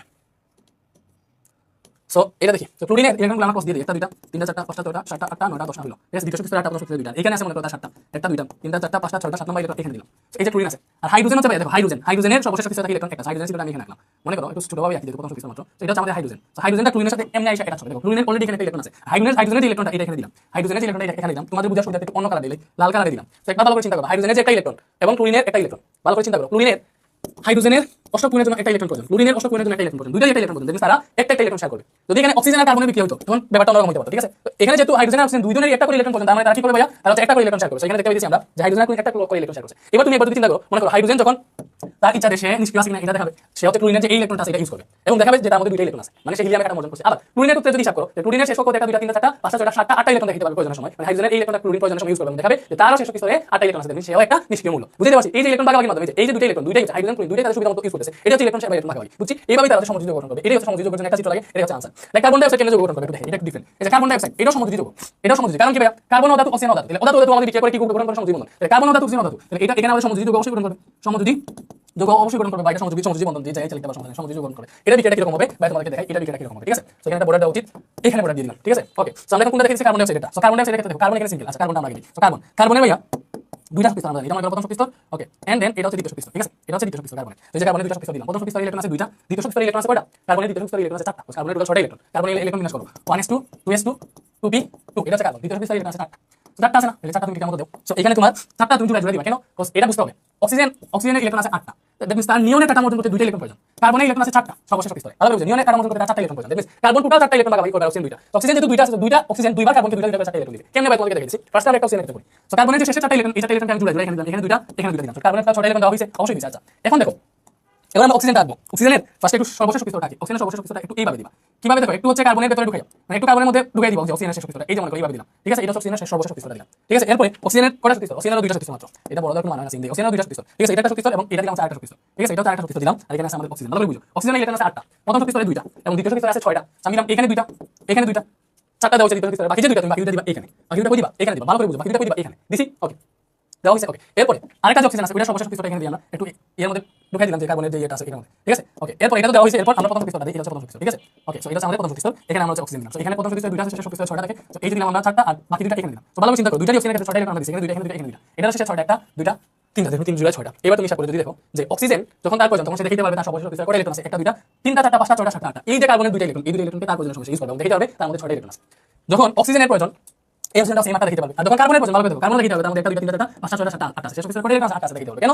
বিকজ কার্বন তার দরকারের সময় অক্সিজেনের এই জোড়া এবং এই জোড়া ইলেকট্রনকে সে ব্যবহার করবে, অক্সিজেন দরকারের সময় যে কার্বন ইলেকট্রনগুলো ব্যবহার করবে ইউজ করবে। সো এই যে ইলেকট্রন শেয়ার বা ভাগাভাগির মাধ্যমে যে বন্ধন করি এটা সংযোগ বন্ধন। সো দুইটা যদি মানে অষ্টকোণ করতে যদি 2টা ইলেকট্রন করে লাগে তখন হচ্ছে এই রকম চিত্রটা হবে, 2টা ইলেকট্রন করে লাগলে কিরকম চিত্রটা হবে, এইরকম চিত্রটা হবে। আর একটা ইলেকট্রন লাগলে এরকম চিত্রটা হবে, 3টা ইলেকট্রন লাগলে এই সেম রকম ইলেকট্রন মানে চিত্রটা হবে, জাস্ট এখানে 3টা এখানে 3টা হবে। এটা বুঝে বুঝে লিখি, ঠিক আছে। সো আমরা জাস্ট এতটুকু বুঝি, দাঁত বন্ধন একটু পরে শিখবো, আমাদের এখন একটু সিকিউগুলো দেখা উচিত, আরো বেসিক আছে আমরা শিখবো, একটু সিরিয়াসলি যে পারবো আমরা এগুলো। সো এখানে দেখাবো তো বিষয়টা কোশ্চেন বলছে এ এবং সি মৌল দ্বারা গঠিত যৌগের বন্ধন গঠন চিত্র সব ব্যাখ্যা করো। এ কি এটা আমাদের বুঝতে হবে, দেখো পর্যায় 2 বসে, পর্যায় 2 মানে কি, এর মানে 2, পর্যায় 2 মানে কি, এর মানে 2 আছে। যাই হোক পর্যায় 2 এবং শেষ শক্তি স্তরে ইলেকট্রন নিয়ে আমরা শেষ শক্তি স্তরের নাম্বারই তার পর্যায় নাম্বার, মিন্স এখানে শেষ শক্তি স্তরের নাম্বার তো n, এগুলো তো বুঝিয়েছি, এটা শেষ শক্তি ইলেকট্রন দিতে শেষ শক্তি স্তরের নাম্বার 2, মিন্স এখানে শেষ শক্তি স্তরের ইলেকট্রন হচ্ছে 2s2 ns2, দেখো ns2 np5 ছিল, এম ওটা কি ওটাকে চিহ্নিত করা লাগবে। সো ns2 np5 ছিল, এলে 2 যেহেতু n এর মান 2 2s2 আর 2p5 হবে, 2s2 আর 2p5 হবে, তার মানে আগে তো একটা অরবিটাল নিতে আছে 1s প্লাস, আগে তো অবশ্যই 1s প্লাস দেন না 2s2p5 আসলে এই মূলটা কি ভাই, এই মূলটা কি চিন্তা করো, এটা কি 2টা 4টা 5টা 9টা, দ্যাট মিন্স এই m মূলটা হচ্ছে ফ্লুরিন, ফ্লুরিনের ইলেকট্রন হচ্ছে 9টা, আমরা জানি দ্যাট মিন্স m মূলটা হচ্ছে আমাদের ফ্লুরিন, এটা কি এটা হচ্ছে ফ্লুরিন, কি ভাইয়া ফ্লুরিন, ওকে এটা আমরা বুঝছি, m মূলটা হচ্ছে ফ্লুরিন। এরপর এ আর সি মূল দ্বারা গঠিত যৌগের বন্ধন গঠন ব্যাখ্যা করতে হবে। সি কি ভাইয়া, সি হচ্ছে ns1 এবং চতুর্থ স্তর বলছে, দ্যাট মিন্স n এর মান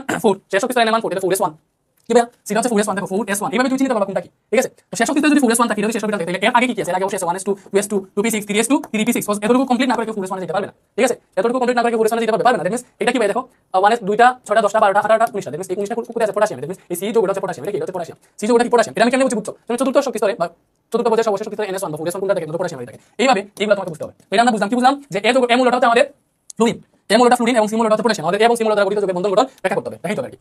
সো একটু দেখি আমরা, এখানে হচ্ছে আমাদের এ মূলটা হচ্ছে ফ্লুরিন, এ মূল হচ্ছে ফ্লুরিন, এ মূল হচ্ছে ফ্লুরিন, কেমনে পাইছি একটু আমরা এখানে দেখছি, তোমরা দেখো এইভাবে যে এখানে যেখানে দেখেছো এটা এখানে দেখো, ঠিক আছে, ডিটেইলসে দেখো, ঠিক আছে। আচ্ছা এ মূলটা হচ্ছে ফ্লুরিন, ফ্লুরিন এবং সি মূলটা হচ্ছে কি ভাইয়া পটাশিয়াম, সরি হ্যাঁ পটাশিয়াম, হ্যাঁ পটাশিয়াম, ওকে।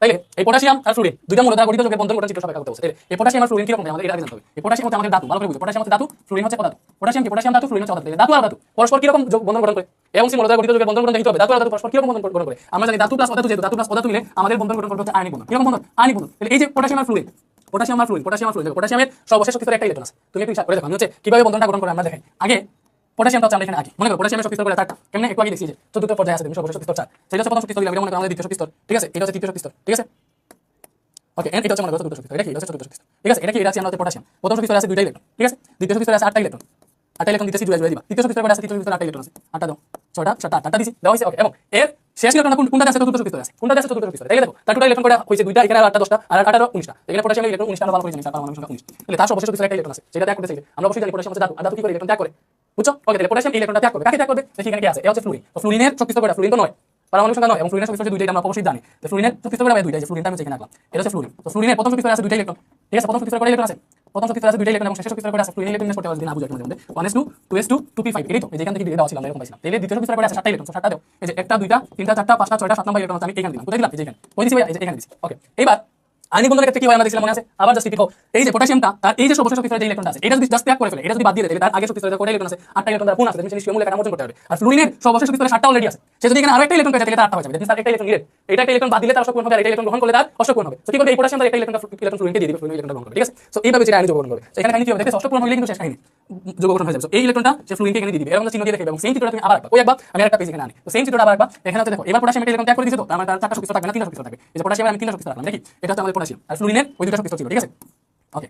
এটা হচ্ছে আমাদের ফ্লুরিন, এটা কি, এটা হচ্ছে ফ্লুরিন, হলো নাফি আছে, নাফি আছে, ওকে খাইছো দিনটা বাতাইছো, তো আমি সিলেট থেকে যেতে লইয়া ইসলাম থেকে বহুত ঝামেলা আছে চাউমিন খাইছিলাম কোথাও থেকে আর একটা আসলো কিতাবে রস মালাই খাইছিলাম দূর কোনদিন খাইনি চলে মজা হয়েছে দোকানও তো দেখি আমরা বানিয়েছি মজা হয়েছে দোকানে তো দেখি রসগোল্লা মজা হয়েছে ওকে দেখো এটা আমরা একটু সলভ করে তাড়াতাড়ি আমি একটু চা খাবো ঠিক আছে এবার কাহিনী কি ভালো করে বুঝো এইটা সে হচ্ছে ফ্লুরিনকে দিয়েছে এই ইলেকট্রনটা তার নাই বাকি যেগুলো আছে সেগুলো দিবা ঠিক আছে কোনটা 19 নাই 8 আছে যে এখানে আছে 2টা এখানে আছে তার 8টা ঠিক আছে 8টা দিলাম এবং এখানে আছে তার 8টা ওটা আছে 8টা দিছি বাট কাহিনী কি হইছে সে তো একটা ইলেকট্রন ত্যাগ করছে একটা ইলেকট্রন ত্যাগ করছে এটা তো দেখাইতে হবে তুমি এখানে থার্ড ব্র্যাকেট দিয়ে দিবা একটা ইলেকট্রন ত্যাগ করছে মানে কি দোনাটা কানেক্ট পাইছে এই থার্ড ব্র্যাকেট দেখাই দিলাম ঠিক আছে আর ফ্লুরিনের ক্ষেত্রে দেখো ফ্লুরিনের ক্ষেত্রে কি ভাইয়া ফ্লুরিনের ক্ষেত্রে এখন একটা ইলেকট্রন গ্রহণ করছে দেখো এইভাবে ছিল আগে ছিল তার শেষে 7টা ছিল বুঝছো এখন ওই যে পটাশিয়াম যে ইলেকট্রনটা দিছে এখানে আছে দ্যাট মিন্স ফ্লুরিন হচ্ছে সে একটা ইলেকট্রন গ্রহণ করছে এবং ফ্লুরিন মাইনাস হইছে ঠিক আছে এবং বিক্রিয়াটা কেন দেখি যে পটাশিয়াম সে একটা ইলেকট্রন ত্যাগ করছে তারপরে পটাশিয়াম প্লাস হইছে ফ্লুরিন ওই ইলেকট্রনটা গ্রহণ করছে পরে ফ্লুরিন মাইনাস হইছে এইভাবেই পটাশিয়াম প্লাস ফ্লুরিন মিলে আমাদের পটাশিয়াম ফ্লুরাইড উৎপন্ন করছে কেএফ ঠিক আছে পটাশিয়াম ফ্লুরাইড উৎপন্ন করছে তো এটাই হচ্ছে তার ওই যে এ এবং সি মূল দ্বারা গঠিত যৌগের বন্ধন গঠন কি ভাইয়া এ এবং সি মূল দ্বারা গঠিত যৌগের বন্ধন গঠন চিত্র সব ব্যাখ্যা করতে বসে তো ব্যাখ্যা কেন করবা এটাই তো মেইন থিম ব্যাখ্যা কেন করবা তুমি দেখো জানি বলবো পটাশিয়াম ফ্লুরাইড আয়নিক বন্ধন করছে তুমি কেন বলবা কেন বলবা যে ফার্স্টেই দেখো ভাই এখানে এ হচ্ছে ফ্লুরিন সি হচ্ছে পটাশিয়াম তাহলে একটা হচ্ছে ধাতু পটাশিয়াম ধাতু ফ্লুরিন ধাতু মানে ধাতু আর ধাতু পরস্পর স্থির বৈদ্যুতিক আকর্ষণের মাধ্যমে যে বন্ধন গ্রহণ করে বা ইলেকট্রোস্ট্যাটিক ফোর্সের মাধ্যমে যে বন্ধন গ্রহণ করে অথবা ক্যাটায়ন এবং অ্যানায়ন মিলে যে বন্ধন গ্রহণ হয় আয়নিক বন্ধন বা ধাতু ধাতু মিলে যে বন্ধন গ্রহণ হয় মানে আয়নিক বন্ধন যেভাবে তো দ্যাট মিন্স এখানে ধাতু ধাতু আছে that means potassium fluoride ionic বন্ধন গ্রহণ করে এক্ষেত্রে পটাশিয়াম তার সর্বশেষ একটা ইলেকট্রন আছে ফ্লুরিনকে দিয়ে দিবে আর ফ্লুরিনের 7টা ইলেকট্রন থাকে তার অষ্টক পূরণ করতে একটা ইলেকট্রন পর্যন্ত ওই একটা ইলেকট্রন গ্রহণ করে অষ্টক পূরণ করবে আর পটাশিয়াম যে ইলেকট্রনটা দান করছে ইলেকট্রন দান করার পরে তার আগে শক্তিস্তরে অষ্টক পূরণ লেগে আছে সে হচ্ছে আর্গনের কাটা মোচন করবে এটা বলা যায় সে হচ্ছে আর্গনের কাটা মোচন করবে আর ফ্লুরিন হচ্ছে তার মানে কাছাকাছি নিষ্ক্রিয় মূল্য নিয়নের কাটা মোচন করবে এইভাবে পটাশিয়াম এবং ফ্লুরিন দুইটা মিলে কি করে আয়নিক বন্ধন গ্রহণ করবে পরে এই চিত্রটা দিবা আর এই চিত্রটা দিবা আর এই দিকটা দিয়ে শেষ ঠিক আছে প্রথমে হচ্ছে একটু গাইডের আনসারটা দেখতে পারলেই হয়ে যাবে আমি রেসিপি লিখতেছি না যারা মুখের কথা অবজার্ভ করতে পারো না একটু টেস্ট পেপারে আনসারটা দেখবা যেভাবে বলছি ওইভাবেই লিখবে একটু শয়তানি করতে পারে বাট তোমরা নিজেদের মতো সুবিধা করে লিখে নিও সমস্যা নেই ঠিক আছে তো এটা হচ্ছে আমাদের এতটুকু বুঝছি তো ইজিলি এগুলো দেখো যা পড়ছি তার মধ্যেই তো এখন জাস্ট দুনিয়া পড়বো না শেষ হয়ে গেছে বেজাল শেষ এই সিকিউ সলভ অনেক মজার একটা চ্যাপ্টার এটা এতক্ষণ বোরিং লাগলে এখন বোরিং লাগবে না আমরা সলভ করি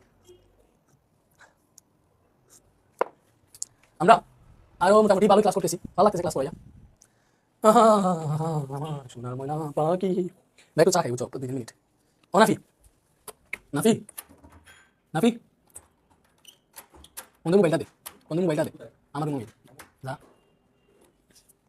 এই সত্যি yes thank you okay 3 minute বিরতি আমি চা খাওয়ার বিরতি 3 থেকে 5 মিনিট ঠিক আছে আমরা যতটুকু পারি সলভ করি আমরা অ্যাটলিস্ট 8:30 পর্যন্ত ক্লাস করি এরপর হচ্ছে তোমাদেরকে পার্ট 1 দিব পরে পার্ট 2 আমি সাথে রেকর্ড করে দিব সমস্যা নেই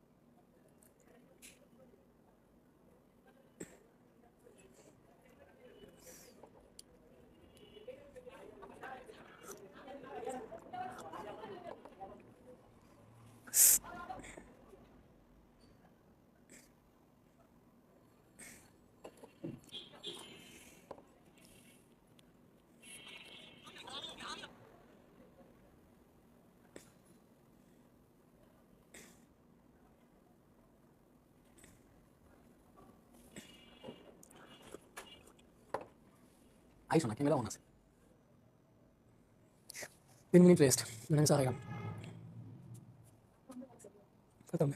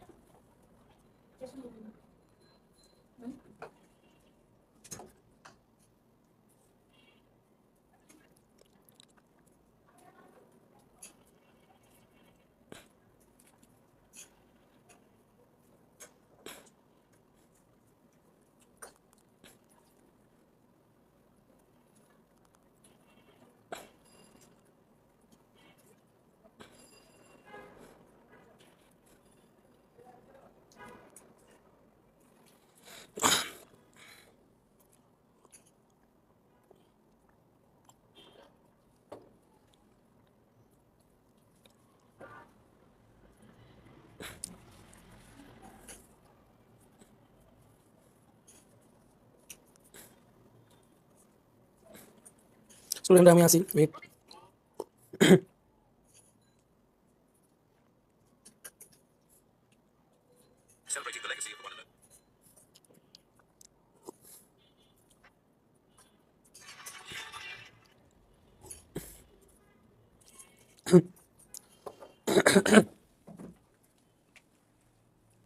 দুই তিন মিনিটের বিরতি বলে 10 মিনিট খেয়ে নেওয়া রেদমেশন ভাইকে আবারও দীক্ষা জানাই আমি নিজেকে। তো দেখো এটা শেষ, এবার হচ্ছে আমরা ঘ নাম্বারটা দেখি কি বসে। বসে বিওসি একই গ্রুপের মৌল যথাযথ সমীকরণ ব্যাখ্যা করে। এটা চ্যাপ্টার 4 থেকে আছে। লাইক বি কি ভাইয়া? বি হচ্ছে দ্বিতীয় পর্যায়ের NS1 মানে দ্বিতীয় পর্যায়ের প্রথম মৌল। দ্বিতীয় পর্যায়ে মানে NM1 2 তাহলে 2s1 হবে, আগে আছে OC1 2। তাহলে বি অবশ্যই হচ্ছে আমাদের তিনটা ইলেকট্রন কোনটা আছে? লিথিয়াম। বি হচ্ছে লিথিয়াম। সি হচ্ছে তো পটাশিয়াম, আগে জানছি বি লিথিয়াম সি পটাশিয়াম। আমরা জানি লিথিয়াম এবং পটাশিয়াম দুইটাই, লিথিয়াম ও পটাশিয়াম উভয়ই গ্রুপ 1 এর মৌল। উভয়ই গ্রুপ 1 এর মৌল। উভয় কি ভাইয়া? গ্রুপ 1 এর মৌল। লিথিয়াম এবং পটাশিয়াম উভয়ই হচ্ছে আমাদের গ্রুপ 1 এর মৌল। তাহলে গ্রুপ 1 এর মৌল সবগুলো কি করবে? মানে একই রকম বিক্রিয়া প্রদর্শন করবে। দুইটা একই রকম মৌল, এটা ব্যাখ্যা করতে হলে কি করব? এই দুইটা একই রকম বিক্রিয়া প্রদর্শন করবে এটা আমরা দেখাবো। সো এটা ভালো একটা কোশ্চেন। প্রথমে আমরা দেখব হচ্ছে হ্যালোজেনের সাথে বিক্রিয়া, ঠিক আছে? সো এটা হচ্ছে ফার্স্টে আমরা দেখব হ্যালোজেনের সাথে বিক্রিয়া। হ্যালোজেনের সাথে বিক্রিয়া, হ্যালোজেনের সাথে বিক্রিয়া লাইক কেমন দেখা দিতে পারে? এই যে লিথিয়াম হ্যালোজেনের গ্রুপের একটা মৌল ক্লোরিনের সাথে বিক্রিয়া করে লিথিয়াম ক্লোরাইড উৎপন্ন করে। এই যে পটাশিয়াম হ্যালোজেন গ্রুপের মৌল ক্লোরিনের সাথে বিক্রিয়া করে পটাশিয়াম ক্লোরাইড উৎপন্ন করে। তো হ্যালোজেনের সাথে বিক্রিয়া করে উৎপন্ন কি করবে? Alkyl halide, potassium chloride alkyl halide উৎপন্ন করে। অ্যালকাইল হ্যালাইড উৎপন্ন করে। সো এটা হচ্ছে একটা টার্ম। আরেকটা হচ্ছে তোমার এই দুটো দেখিলাম। আরেকটা কি ভাই? একটা তুমি পানির সাথে বিক্রিয়া দেখিতে পারো। যারা পানির সাথে বিক্রিয়া করে ক্ষার ও হাইড্রোজেন গ্যাস উৎপন্ন করে। কি করে ভাইয়া? পানির সাথে বিক্রিয়া করে। আচ্ছা এগুলো হচ্ছে ডিরেক্ট এইভাবে না দেখে দুইটা লিথিয়াম ক্লোরিন গ্যাসের সাথে বিক্রিয়া করেছে, এটা দেখলে ভালো হবে। ক্লোরিন গ্যাস আকারে দেখে এটা দুই, এটা ক্লোরিন দিয়ে দাও তাহলে সমস্যা হয়ে যাবে, ঠিক আছে? তো পানির সাথে বিক্রিয়া, এগুলো পানির সাথে বিক্রিয়া করে ক্ষার ও হাইড্রোজেন গ্যাস উৎপন্ন করে, H2 গ্যাস উৎপন্ন করে, ঠিক আছে? H2 গ্যাস উৎপন্ন করে এটা একটা টার্ম, ঠিক আছে? পানির সাথে বিক্রিয়া করে ক্ষার ও H2 গ্যাস উৎপন্ন করে। পানির সাথে বিক্রিয়া তুমি ভালো করে দেখো, ওকে? সো মনে করো লিথিয়াম পানির সাথে বিক্রিয়া করছে, কি উৎপন্ন করবে? ক্ষার। তাহলে পানি থেকে লিথিয়াম OH নেবে, OH যদি নেয় এখানে লিথিয়াম হাইড্রোজেন উৎপন্ন হবে, প্লাস হাইড্রোজেন গ্যাস উৎপন্ন হবে বলছি। সেখানে দেখো হাইড্রোজেন আছে দুইটা, এখানে হয়ে গেছে তিনটা, তার মানে সমতা হইল না, ঠিক আছে? বুঝছো? সেক্ষেত্রে আমরা কি করব? আমরা এখানে যদি 2 দিই তাহলে হাইড্রোজেন হয়ে যাবে 4টা হয়ে গেলেও সমতা হয় না। এখানে যদি 2 দিই তাহলে হাইড্রোজেন 4টা, এখানে হাইড্রোজেন 4টা মিলছে। লিথিয়াম এখানে দুইটা পার্টি, এখানে একটা, এখানে 2 দিলে কাজ হয়ে গেছে। দেখো দুইটা লিথিয়াম এখানে দুইটা লিথিয়াম, এখানে অক্সিজেন করে দুইটা, এখানে অক্সিজেন দুইটা, এখানে হাইড্রোজেন এই যে দুইটা আর দুইটা 4টা। তাহলে এইভাবে বিক্রিয়া করবে যে লিথিয়াম পানির সাথে বিক্রিয়া করে এই যে লিথিয়াম হাইড্রোজেন উৎপন্ন করছে, এটা হচ্ছে একটা ক্ষার। আর কি উৎপন্ন করছে? হাইড্রোজেন গ্যাস উৎপন্ন করছে। আবার এই যে পটাশিয়াম তুমি সেইভাবে দুইটা পটাশিয়াম দুই অণু পানির সাথে বিক্রিয়া করে 2 মোল পটাশিয়াম হাইড্রোক্সাইড এবং হাইড্রোজেন গ্যাস উৎপন্ন করে। এই যে ক্ষার উৎপন্ন করছে, হাইড্রোজেন গ্যাস উৎপন্ন করছে। দেখো একই রকম বিক্রিয়া প্রদর্শন করতেছে। আরেকটা তুমি দেখো অক্সিজেনের সাথে বিক্রিয়া, অক্সিজেনের সাথে উভয় দহন বিক্রিয়া করে আর কি না, অক্সিজেনের সাথে বিক্রিয়া করে অক্সাইড উৎপন্ন করে। আচ্ছা সো এটা না দেখে এই দুইটা দেখেছি না, আরো তো জানো তোমরা চ্যাপ্টার 4 এগুলা পড়ছো, এগুলা নিয়ে বেশি মাথা না গামাই আমরা এই চ্যাপ্টারে ফোকাস দিই। দেখো উদ্দীপকের এ এবং সি মৌলের মধ্যে কোন ধরনের বন্ধন ঘটে? এ কি ভাইয়া? এ হচ্ছে দেখো NN1 প্রোটন একটা, এ হচ্ছে হাইড্রোজেন, সি কি ভাইয়া? সি হচ্ছে প্রোটন 9টা, NN1 2 বলে দিয়েছে। যাই হোক মানে তিনটা শক্তি স্তর আছে, প্রোটন 9টা আছে, নিচে হচ্ছে ফ্লুরিন, আর এখানে শেষ শক্তি স্তরের ইলেকট্রন দেখে দিয়েছে, শেষে 7টা আছে। তাহলে এ হচ্ছে হাইড্রোজেন, সি হচ্ছে ফ্লুরিন। তাহলে হাইড্রোজেন আর ফ্লুরিনের মধ্যে কোন ধরনের বন্ধন ঘটে? ডট কোশ্চেন দ্বারা লেখা আছে হাইড্রোজেন আর ফ্লুরিন। তাহলে হাইড্রোজেন আর ফ্লুরিন আমাদের কি রকম বন্ধন গঠন করবে? Hydrogen fluoride. তো ভালো করে বুঝতে হবে হাইড্রোজেন আর ফ্লুরিন, হাইড্রোজেন প্লাস ফ্লুরিনে আমাদের হাইড্রোজেন ফ্লুরাইড উৎপন্ন হয়েছে। এটা কি রকম বন্ধন? হাইড্রোজেন ও ধাতু, ভালো করে বুঝো, হাইড্রোজেন ও ধাতু, ফ্লুরিন ও ধাতু। ফ্লুরিনের অষ্টকোণে একটা ইলেকট্রন লাগে, হাইড্রোজেনের অষ্টকোণে একটা ইলেকট্রন লাগে, দুইটাই ইলেকট্রন নিতে, দুইটাই অধাতু। অধাতু আর ধাতু যদি বিক্রিয়া করে, অধাতু আর ধাতু বিক্রিয়া করলে এটা কি রকম বন্ধন হবে? অধাতু আর ধাতু বিক্রিয়া করলে কি রকম বন্ধন হবে ভাইয়া? সমযোজী। কি রকম বন্ধন? সমযোজী বন্ধন। এটা সমযোজী বন্ধন তুমি এখানে দেখিতে পারবা। তো কেমনে? এই যে ফ্লুরিন আছে, ফ্লুরিনের দুইটা শক্তি স্তর, এটা প্রথম শক্তি স্তর, আর একটা দিলাম আমরা এইটা হচ্ছে দ্বিতীয় শক্তি স্তর। প্রথম শক্তি স্তর ইলেকট্রন আছে দুইটা, দ্বিতীয় শক্তি স্তর ইলেকট্রন আছে 7টা, 6টা, তো 7টা দিছি 6টা, এই যে 7টা, টোটাল 9টা ফ্লুরিনের ইলেকট্রন। এবার হাইড্রোজেন কি করবে? এই হাইড্রোজেনটা আইসা, এই হাইড্রোজেনটা এমনিতে একটা শক্তি স্তর মাত্র, হাইড্রোজেন এখানে জাস্ট এড হবে। কেমনে? এই যে হাইড্রোজেন, ঠিক আছে? হাইড্রোজেন জাস্ট এড হবে, ঠিক আছে? হাইড্রোজেনের ইলেকট্রন কোশ্চেন দ্বারা দেখলাম, হাইড্রোজেন একটা ইলেকট্রন আছে, তার ইলেকট্রন কি করতেছে? ইলেকট্রন শেয়ারের মাধ্যমে হাইড্রোজেন দুইটা দেখাবে তার সর্বশেষ শক্তি স্তর ইলেকট্রন, আর এখানে ফ্লুরিন তার সর্বশেষ শক্তি স্তর একটা ইলেকট্রন দেখাতে হবে। এইভাবে তার সমযোজী বন্ধন করছে। কেমনে? ইলেকট্রন শেয়ারের মাধ্যমে। এটা বলতে পারবা যে এখানে হাইড্রোজেন আর ফ্লুরিন দুইটাই ধাতু, দুইটাই সর্বশেষ শক্তি স্তর একটি করে ইলেকট্রন প্রয়োজন। এজন্য এরা পরস্পর একটা ইলেকট্রন শেয়ারের মাধ্যমে বা ভাগাভাগির মাধ্যমে পরস্পর এইভাবে হচ্ছে স্ট্রাকচার গঠন করবে এবং তারা সমযোজী বন্ধনে আবদ্ধ হবে। তো এই শেষ, আর কোনো কিছু একদম ইজি। দেখো বিক্রিয়া ব্যাখ্যা তোমরা লিখবা। আচ্ছা পানিতে দ্রবীভূত হওয়াটা একটু পরে দেখাই। D2 এর বন্ধন গঠন, পানিতে দ্রবীভূত হওয়াটা একটু পরে দেখি, এটা বাকি আছে, তোমরা এটা একটু গ্যাপ রাখো, এটা কোনো পড়ি নাই, ঠিক আছে? আচ্ছা এরপরে আসো D2। D হচ্ছে তোমার, এটা হচ্ছে কুমিল্লা বোর্ড 24 দ্বিতীয় পর্যায়ের 16 নাম্বার গ্রুপ। দ্বিতীয় পর্যায়ের 16 নাম্বার গ্রুপে কোনটা আছে এটা আমাদের একটু দেখতে হবে, ভালো করে দেখো। পর্যায় সারণী দেখলেই বোঝা যায়। দ্বিতীয় পর্যায়ের সর্বশেষে কি আছে ভাইয়া? সর্বশেষে নিয়ন আছে, এটা হচ্ছে 18 নাম্বার গ্রুপে। এর আগে 17 নাম্বার গ্রুপে আছে ফ্লুরিন, 17। এরপর আছে 16 নাম্বার গ্রুপে অক্সিজেন আছে। এইভাবে তুমি বুঝতে পারো, এইভাবে বোঝা যায়, ঠিক আছে? দ্বিতীয় পর্যায়ের 16 নাম্বার গ্রুপে, তো দ্বিতীয় পর্যায়ের শেষের গ্রুপে নিয়ন আছে, এইগুলো একটু মনে রাখতে হবে। সো D হচ্ছে আমাদের অক্সিজেন, এটা কি অক্সিজেন? D2 এর বন্ধন, D2 মানে কি? D2 মানে বুঝিয়েছে O2 এর বন্ধন গঠন দেখা করো, O2 এর বন্ধন গঠন দেখা করো। সো O2 এর বন্ধন গঠন তুমি কেমনে করতে পারো? O2 কেন গঠন হবে? অক্সিজেন আর অক্সিজেন মিলে আমাদের O2 গঠন হবে, ভালো করে বুঝতেছি আমরা। তো অক্সিজেন প্লাস অক্সিজেন মিলে আমাদের O2 গঠন হবে। কুমিল্লা বোর্ড 24 করতেছি না? হ্যাঁ, দ্যাট মিন্স অক্সিজেন দুটোই হচ্ছে তার কি করবে? নিজেদের মধ্যে বিক্রিয়া করে O2 গঠন করবে। তো এই যে O2 এটা যে একটা সমযোজী যৌগ, এটা আমরা কেমনে বুঝলাম?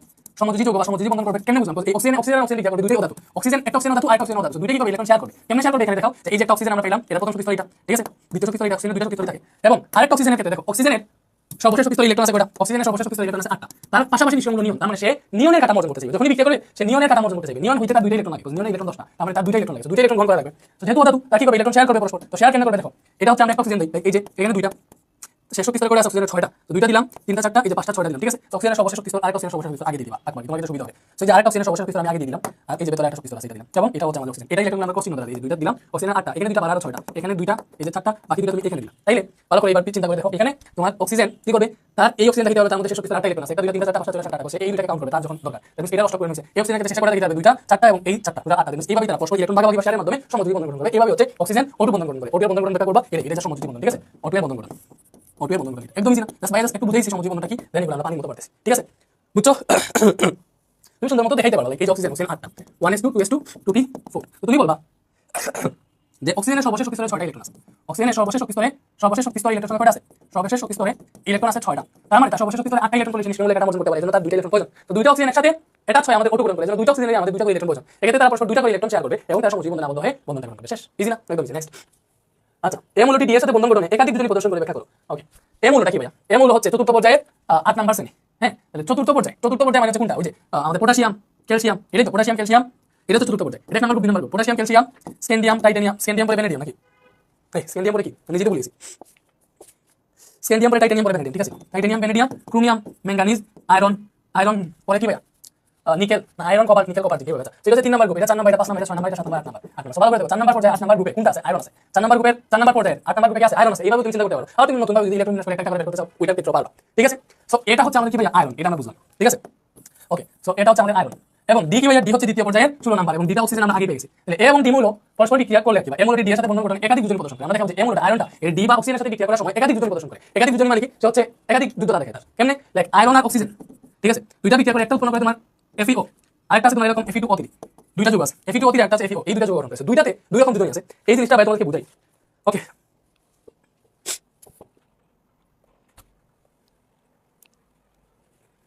তো ফার্স্টে আমরা কি করি, ফার্স্টে আমরা যে আয়রনের যোজনী কয়টা, লাইক আমরা অনেকটা দেখি না পরিবর্তনশীল যোজনী প্রদর্শন করে, সালফার যেরকম 2 4 6 হতে পারে, আয়রনটা কত কত হতে পারে, একটু আমরা এটা বুঝা ট্রাই করি। তো ফার্স্টে আসো আয়রনের 26, আয়রনের কত ভাইয়া 26 পারমাণবিক সংখ্যা, এটা যদি তুমি হিসাব করো 1s2 2s2 2p6 বা সহজ হবে যদি আমি এখানে আলাদাভাবে আর্গন দিয়ে দিই, বুঝছো, তো আচ্ছা 2p6 3s2 3p6, এই যে এতটুকু তো আর্গনের মতো ইলেকট্রন না, ঠিক আছে, সো এতটুকু, ঠিক আছে, এতটুকু কি এতটুকু আর্গন, আচ্ছা যাই হোক আর্গনের 8টা আছে, এখানে 8টা আছে। এরপরে আয়রনের ক্ষেত্রে কি হয় ভাইয়া 4s2 হয় আর 3d 4s2 হয় আর 3d 4 3d6 হয়, তো 20টা 3d6, এটা হচ্ছে আয়রনের স্বাভাবিক ইলেকট্রন বিন্যাস। এটাকে যদি তুমি একটু উত্তেজিত করো, ঠিক আছে, এটাকে কি করে একটু উত্তেজিত করো, নাফি তুমি ভালো আছো নাকি ভালো নাই, কেন, আচ্ছা একবার উত্তেজিত করলে এটা এরকম হবে 1s2 2s2 2p6 3s2 3p6, এতটুকু ঠিক আছে। এটাকে আমরা কি করতে পারি, 3D-টাকে ভেঙে দেখাইতে পারি, বাট এটা আসলে বুঝছো এটা তোমাদের জন্য বেশি কঠিন হয়ে যাবে, তোমরা এইভাবে পরিবর্তনশীল যোজনী এইভাবে না লিখে তুমি বল ভাই যে আমরা জানি বইয়ের মধ্যে আয়রনের যোজনী দুইটা দেওয়া আছে, আমরা জানি আয়রন পরিবর্তনশীল যোজনী প্রদর্শন করে, ঠিক আছে। এক্ষেত্রে আয়রনের যোজনী Fe এর যোজনী যথাক্রমে Fe এর যোজনী 2 এবং 3, এই যে Fe এর যোজনী আয়রনের যোজনী 2 এবং 3 বইয়ের মধ্যে দেওয়া আছে, তো তোমরা বইয়ের চারটে একটু দেখো কোনটা যোজনী কত, সো তোমরা এটা বলতে পারবে যে আয়রন পরিবর্তনশীল যোজনী প্রদর্শন করে এবং যোজনীর মধ্যে 2 আর 3 আছে, ঠিক আছে। ওকে, সো আয়রনের যোজনী 2 আর 3, ঠিক আছে, তো আয়রন আমাদের Fe2+ হতে পারে, মানে দুইটা ইলেকট্রন ত্যাগ করতে পারে আবার তিনটা ইলেকট্রন ত্যাগ করতে পারে, এই হচ্ছে তার যোজনীর যে হিসাব লেখা, ঠিক আছে, দুইটা ইলেকট্রন ত্যাগ করতে পারে আবার তিনটা ইলেকট্রন ত্যাগ করতে পারে। সো এক্ষেত্রে সে যদি দুইটা ইলেকট্রন ত্যাগ করে বা দুই যোজনী প্রদর্শন করবে যখন হচ্ছে আমাদের দুইটা আয়রন অক্সিজেন গ্যাসের সাথে যদি বিক্রিয়া O2 থাকতে হবে, সো Fe যদি O2 এর সাথে বিক্রিয়া করে তাহলে এখানে আমাদের উৎপন্ন করবে 2FeO, এই যে যৌগটা, ঠিক আছে, এই যে যৌগটা, এটাতে ভালো করে চিন্তা করে দেখো আয়রনের যোজনী কত, অক্সিজেনের যোজনী কত, ভালো চিন্তা করো, এই যে FeO এটাকে তুমি আলাদা করে দেখো, আমরা জানি বিক্রিয়ার সময় যোজনী আলাদা প্রদান হয়, অক্সিজেনের যোজনী এটাতে আছে, আয়রনের যোজনী 2 এটাতে আছে, এই দুইটা ওখানে দিছি, পরে দুইটা সমান মানে দুই দিয়ে ভাগ দিয়েছে আমাদের FeO আছে, এইখানে এই যৌগে, ঠিক আছে, এই যৌগে আয়রনের যোজনী Fe এর যোজনী কত, যোজনী 2, Fe এর যোজনী 2, ঠিক আছে, এটা আমরা বুঝছি। সেম ভাবে আয়রন অক্সিজেনের সাথে আরেকটা বিক্রিয়া দেয়, ঠিক আছে, আরেকটা বিক্রিয়া দিবে, সেটা কি, সেটা হচ্ছে দেখো অক্সিজেনের সাথে বিক্রিয়া দিবে এবং এখানে উৎপন্ন করবে আয়রন যদি তার 3 নম্বর যোজনী 3 যেটা এটা যদি দেয় তাহলে Fe2O3 হবে, এটা তুমি বুঝছো, লাইক আয়রনের যোজনী যে 3 অক্সিজেনের কাছে যাবে, অক্সিজেনের যোজনী আয়রনের কাছে আসে, তো এখানে যোজনী কত হইছে, যোজনী হচ্ছে আদান প্রদানের কারণে অক্সিজেন 3টা হয়ে গেছে, বাট এখানে অক্সিজেন কটা হবে 2টা, তো সমতা করতে হইলে আমি যদি এখানে 2 দিই দিলে অক্সিজেন হয়ে যাবে 6টা, ঠিক আছে, অক্সিজেন কটা হয়ে যাবে 6টা, তাহলে এখানে অক্সিজন কটা করতে এখানে 3 দেওয়া লাগবে, আয়রন আছে 4টা, তাহলে 4Fe দিতে পারবো, দ্যাট মিন্স 4Fe, তিনটা অক্সিজেন গ্যাসের সাথে বিক্রিয়া করে 2Fe, ভালো করে দেখো এখানে কি উৎপন্ন করছে 2Fe2O3, কি উৎপন্ন করছে 2Fe2O3, এই যৌগটা উৎপন্ন করছে, এবং এটা এখানে আয়রনের যোজনী কত, এখানে আয়রনের যোজনী কত ভাইয়া, এই যে যৌগটা আছে এটাতে আয়রনের যোজনী হচ্ছে 2, সরি 3, এই যে Fe2O3 এটাতে আয়রনের যোজনী কত, আমরা আয়রনের যোজনী আদান বিক্রিয়ার সময় যোজনী আদান প্রদান হয়, অক্সিজেনের যোজনী 2 এটাতে আয়রনের যোজনী 3 হয়ে গেছে, দ্যাট মিন্স এই যৌগে Fe এর যোজনী হচ্ছে 3। সো এই যে দেখাইবা যে অক্সিজেনের সাথে দুইবার আয়রন বিক্রিয়া করছে, দুইবার দুই রকম যোজনী প্রদর্শন করছে, একবার তার যোজনী ছিল 2 আরেকবার যোজনী ছিল 3। সো এই প্যাটার্নটা জাস্ট মনে রাখলে তো বাকিটা করতে পারবা, যে এই মৌলটি ডি এর সাথে বন্ধন করে একাধিক যোজনী প্রদর্শন করে, একাধিক যোজনী প্রদর্শন করে, একবার দেখি হচ্ছে আমরা যখন Fe অবদান করছিল তখন হচ্ছে যোজনী 2 ছিল, যখন Fe2O3 অবদান করছে তখন যোজনী 3, শেষ, দ্যাটস ইট, এতটুকু বলে হয়ে গেছে, ঠিক আছে। ওকে, বুঝছি আমরা, দেখো POQ দ্বারা গঠিত যৌগের বন্ধন গঠন ব্যাখ্যা করো। P কি ভাইয়া, 1 2 3 4 5 6 7 8 এটা অক্সিজেন, Q কি 1 2 3 4 5 6 7 8 9 10 11 এটা সোডিয়াম, ঠিক আছে। সো POQ মৌল দ্বারা গঠিত যৌগের বন্ধন গঠন ব্যাখ্যা করো। সো পি ও কিউ দ্বারা গঠিত যৌগের বন্ধন গঠন আমরা ব্যাখ্যা করব। আগে আমরা বুঝতে হবে এই যে পি আর কিউ কেমনে বের করছি, ইলেকট্রন বন্ডিং বের করছি কোনটা কি। সো আমাদের পি হচ্ছে অক্সিজেন, পি হচ্ছে অক্সিজেন, কি ভাই অক্সিজেন, এবং কিউ হচ্ছে সোডিয়াম, কি ভাই সোডিয়াম। তাহলে অক্সিজেন আর সোডিয়াম পরস্পর কিরকম বিক্রিয়া করে দেখো, এখানে সোডিয়াম হচ্ছে ধাতু, ভালো করে এই জিনিসটা বুঝতে হবে। সোডিয়াম কার সাথে বিক্রিয়া করবে, অক্সিজেনের সাথে।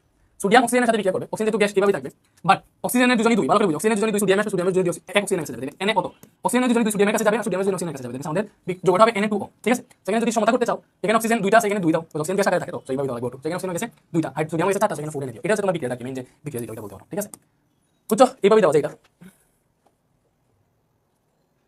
ওকে এইভাবে দিতে পারো। আবার তুমি যদি চাও যে এইভাবে দিবা না, এইভাবে যদি ডিরেক্ট দিয়ে দাও যে সোডিয়াম আর অক্সিজেন ডিরেক্ট বিক্রিয়া করতেছে, ঠিক আছে, এবং এখানে উৎপন্ন করবে Na2O, যেহেতু দুজনের আদান প্রদান হয়, অক্সিজেনের দুজনের দুই সোডিয়াম আছে, সোডিয়ামের দুজনের এক অক্সিজেন গেছে, তো এখানে দেখো কয়টা সোডিয়াম আছে, দুইটা সোডিয়াম, তো এই বিক্রিয়াটা যদি দাও তাহলে এটা হবে, ঠিক আছে, যেটা দিবা ওইটা হবে, ঠিক আছে। আপাতত আমি এটা করতেছি না, এটাই দাও সমস্যা নাই, ঠিক আছে। তো এখানে দেখো সোডিয়াম হচ্ছে ধাতু, ভালো করে বুঝবা, সোডিয়াম ধাতু অক্সিজেন পদার্থ, মানে আমাদের ধাতু মিলে কি রকম বন্ধন গঠন করে, আয়নিক বন্ধন। আয়নিক বন্ধনের নতুন একটা জিনিস পাইছি দেখো, এটা ভালো একটা জিনিস, কেমন কি এই বন্ধনটা, এটা হচ্ছে একটা আয়নিক বন্ধন।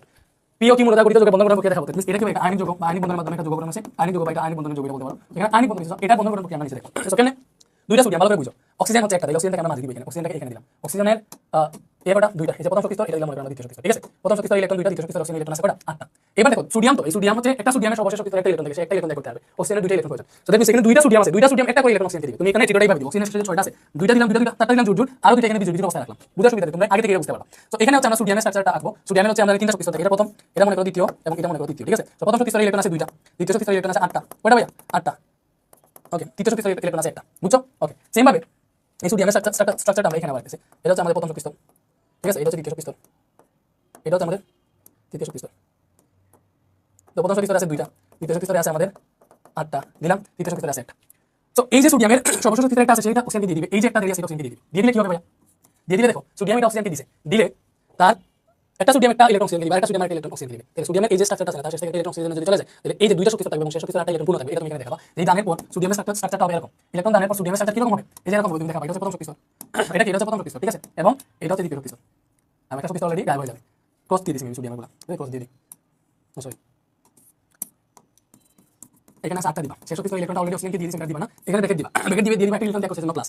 সো সর্বমোট কয়টা সোডিয়াম ছিল, দুইটা সোডিয়াম ছিল, দুইটা সোডিয়াম একটা ইলেকট্রন করে ত্যাগ করছে, দেখুন সেটা সামনে দুই দিয়ে দিবা, বোঝা যাবে যে দুইটা সোডিয়াম দুইটা ইলেকট্রন ত্যাগ করছে, এই দুইটা সোডিয়াম ছিল, একবার সোডিয়াম আরেকটা দুই দিয়ে দিও হয়ে যাবে। এরপর অক্সিজেনটা দিবা, অক্সিজেন কি করছে ভাইয়া, এই যে দুইটা শক্তি স্তর ছিল, সো প্রথম শক্তি স্তরে দুইটা ইলেকট্রন, দ্বিতীয় শক্তি স্তরে ছিল 7টা, আগে 7টা ছিল না, ভালো করে দেখো আমি সুন্দর করে দিই, আগের মতো স্ট্রাকচারটা দিই, এই যে ফার্স্টে এই দুইটা ছিল, দুইটা এখানে দুইটা, এখানে দুইটা ছিল, এরপর এখানে একটা সাথে একটা সোডিয়াম ইলেকট্রন যুক্ত হয়েছে, এখানে একটা সাথে আরেকটা সোডিয়াম ইলেকট্রন যুক্ত হয়েছে, দ্যাট মিন্স অক্সিজেন সামগ্রিকভাবে দুইটা সোডিয়াম থেকে দুইটা ইলেকট্রন গ্রহণ করে 2 মাইনাস হয়েছে। তো এখানে তুমি কি পাইলা, আলটিমেট বিক্রিয়া হচ্ছে দেখো দুইটা সোডিয়াম দুইটা ইলেকট্রন ত্যাগ করছে, করে হচ্ছে দুইটা সোডিয়াম প্লাস হয়েছে, দুইটা সোডিয়াম প্লাস হয়েছে, আর অন্যদিকে একটা অক্সিজেন দুইটা ইলেকট্রন গ্রহণ করে একাই অক্সিজেন 2 মাইনাস হয়েছে, অক্সিজেন 2 মাইনাস আর দুইটা সোডিয়াম প্লাস, এটা হচ্ছে তোমার আণবিক বন্ধন গঠন করছে, এটা মেইন বিক্রিয়া, তুমি এখানে বলবা সুন্দর করে বুঝিয়া যে এখানে সোডিয়াম আর অক্সিজেন দুইটা একটা ধাতু আর একটা ধাতু, কোনটা ধাতু বলবা। এরপরে অক্সিজেনের অষ্টক পূরণের জন্য দুইটা ইলেকট্রন প্রয়োজন, বাট সোডিয়ামের অষ্টক পূরণের জন্য একটা ইলেকট্রন ত্যাগ করা প্রয়োজন, সেক্ষেত্রে সোডিয়াম একটা ইলেকট্রন ত্যাগ করবে, ওইটা অক্সিজেন গ্রহণ করবে, দুইটা সোডিয়াম দুইটা অক্সিজেন দুইটা সোডিয়াম দুইটা ইলেকট্রন ত্যাগ করবে, ওইটা অক্সিজেন গ্রহণ করবে, এবং অক্সিজেন ওই দুইটা ইলেকট্রন গ্রহণ করে তার অষ্টক পূরণ করবে, সোডিয়াম ইলেকট্রন ত্যাগ করে আমাদের অষ্টক গ্রহণ হয়ে যাবে, এবং তাদের ডায়াগ্রাম হবে এরকম, এইভাবে দুইটা সোডিয়াম অক্সিজেন ইলেকট্রন ত্যাগ করবে, দেখো বুঝতেছো, তিনটা যদি ত্যাগ করতে তিনটা দিতে এইভাবে স্ট্রাকচারটা, তিনটা হলে এখানে একটা দিতে, ওইটা দেখে দিয়ে দিতে একটা ইলেকট্রন ত্যাগ দিতে, এরপর ফাইনাল চিত্রটা হইতো এরকম, ফাইনাল চিত্রটা কিরকম হইতো এরকম, দিয়ে শেষ, ইজি না ব্যাপারটা, একদম ইজি না, তাহলে এটা কি কঠিন, অবশ্যই কঠিন না। এই যে দেখো আরও এস মৌলের বন্ধন গঠনকালে একটা যৌগের ক্ষেত্রে অষ্টক নিয়ম ভঙ্গ করে বিশ্লেষণ ব্যাখ্যা করো, অষ্টক নিয়ম ভঙ্গ করে, এই অষ্টক নিয়ম ভঙ্গ করে তোমাকে জিনিসটা বুঝাই, ভালো করে দেখো, এটা হচ্ছে বোঝা উচিত। আরও এস আর এর শেষে করে আছে 1 2 3 4 5 6 7 8 9 10 11 12 13 14 15, দ্যাট মিন্স আর ইলেকট্রন আছে 15টা, দ্যাট মিন্স আর এটা ফসফরাস, এটা যে ফসফরাস আমরা কি বুঝতে পারছি, 15টা ইলেকট্রন আছে ফসফরাস, এস কি, এস এর দেখো এখানে 10টা 12 আর 7টা, দ্যাট মিন্স এস হচ্ছে ক্লোরিন। সো আর এস দেখো কি ভাই ফসফরাস আর ক্লোরিন, তাহলে ফসফরাস আর ক্লোরিন মৌলের বন্ধন গঠনকালে একটি যৌগের ক্ষেত্রে অষ্টক নিয়ম ভঙ্গ করে বিশ্লেষণ করো।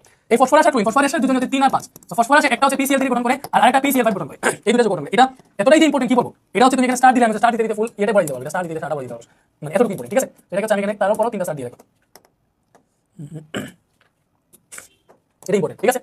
সো ফসফরাস আর ক্লোরিনের বিক্রিয়া একটা হচ্ছে PCl3 গঠন হয় আর একটা হয় PCl5, এই দুটার মধ্যে একটা অষ্টক নিয়ম মানে আর একটা অষ্টক নিয়ম ভঙ্গ করে, কি বলছে, আরএস মৌলের বন্ধন গঠনকালে একটি যৌগের অষ্টক নিয়ম ভঙ্গ করে, এটা বিশ্লেষণ করো। সো অষ্টক নিয়ম আমরা জানি প্রত্যেকটা মৌল যৌগ গঠন করে অষ্টক তার শেষ শক্তি স্তরে 8টা ইলেকট্রন পূর্ণ করে, ঠিক আছে। আচ্ছা সামনে এখানে দেখো PCl3 এর একটা কাহিনী, তুমি বলবা যে আর এস একটা হচ্ছে ফসফরাস একটা ক্লোরিন, এরা দুটো যৌগ গঠন করে, একটা হচ্ছে PCl3 আর একটা হচ্ছে PCl5, ফসফরাস আর ক্লোরিন PCl3 আর PCl5 গঠন করে। সো আমরা এখন PCl3 এর স্ট্রাকচারটা দেখো, PCl3 এর গঠনের স্ট্রাকচারটা দেখো। সো ফসফরাস আছে, ভালো করে বুঝো, ফসফরাসের সাথে 3টা ক্লোরিন যুক্ত হবে, ক্লোরিনের একটা করে ইলেকট্রন প্রয়োজন, সেজন্য তুমি ফসফরাসের শেষ শক্তি স্তরে একটা বিজোড় ইলেকট্রন রাখবা, লাইক এটা হচ্ছে আমাদের ফসফরাস, ঠিক আছে। এই যে প্রথম শক্তি স্তর দিছি, এটা হচ্ছে আমাদের দ্বিতীয় শক্তি স্তর আর এটা হচ্ছে তৃতীয় শক্তি স্তর, বুঝছো, ওকে। সো ফসফরাসের প্রথম শক্তি স্তরে দুইটা ইলেকট্রন, এখানে আছে 8টা দিছি, তৃতীয় শক্তি স্তরে আছে আরো 5টা, টোটাল 15টা, তো 5টার মধ্যে 3টা ক্লোরিন যুক্ত হবে, তুমি 3টাকে বিজোড় রাখবা, আমি দুইটাই ভাবে দিয়া 3টাকে হচ্ছে বিজোড় রাখলাম, 3টাকে কি আছে বিজোড় রাখছি, ভালো করে বুঝছো। এবার এই 3টার সাথে 3টা ক্লোরিন যুক্ত হবে, আমি যে ক্লোরিনের সর্বশেষ শক্তি স্তর আগে দিয়ে দিয়েছি, ক্লোরিনের 3টা শক্তি স্তর আছে না, সর্বশেষ শক্তি স্তর আগে দিয়ে দিয়েছি, এটা হচ্ছে 2 নম্বর শক্তি স্তরটা, এটা কি 2 নম্বর শক্তি স্তর, ভালো করে বুঝো, আর এটা হচ্ছে 3 নম্বর শক্তি স্তর ক্লোরিনের, ঠিক আছে। সেম ভাবে এখানে ক্লোরিনের সর্বশেষ শক্তি স্তরটা দিয়ে দিই, আমার সুবিধার ক্ষেত্রে আমি একেবারে একসাথে দিয়ে দিতেছি, বুঝছো,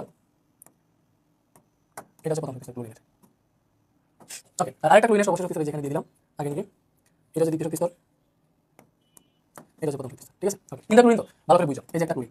সো ক্লোরিনের প্রথমে দুইটা আছে, এখানে আছে 8টা, সুন্দর করে দেবো যে ভাই 8টা দিতেছি, 8টা ইলেকট্রন দিছি, এর শেষে আছে 7টা, তো 7টা 6টা তুমি জোড়া আকারে এখানে দিয়ে দিবা এবং 7 নাম্বারটা এই বন্ধনে রেখে দিবা, ঠিক আছে?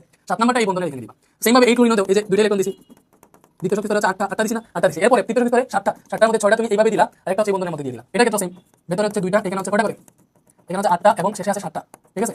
6টা এইভাবে দিয়ে একটা এখানে দিয়ে দিলাম, বুঝছি আমরা?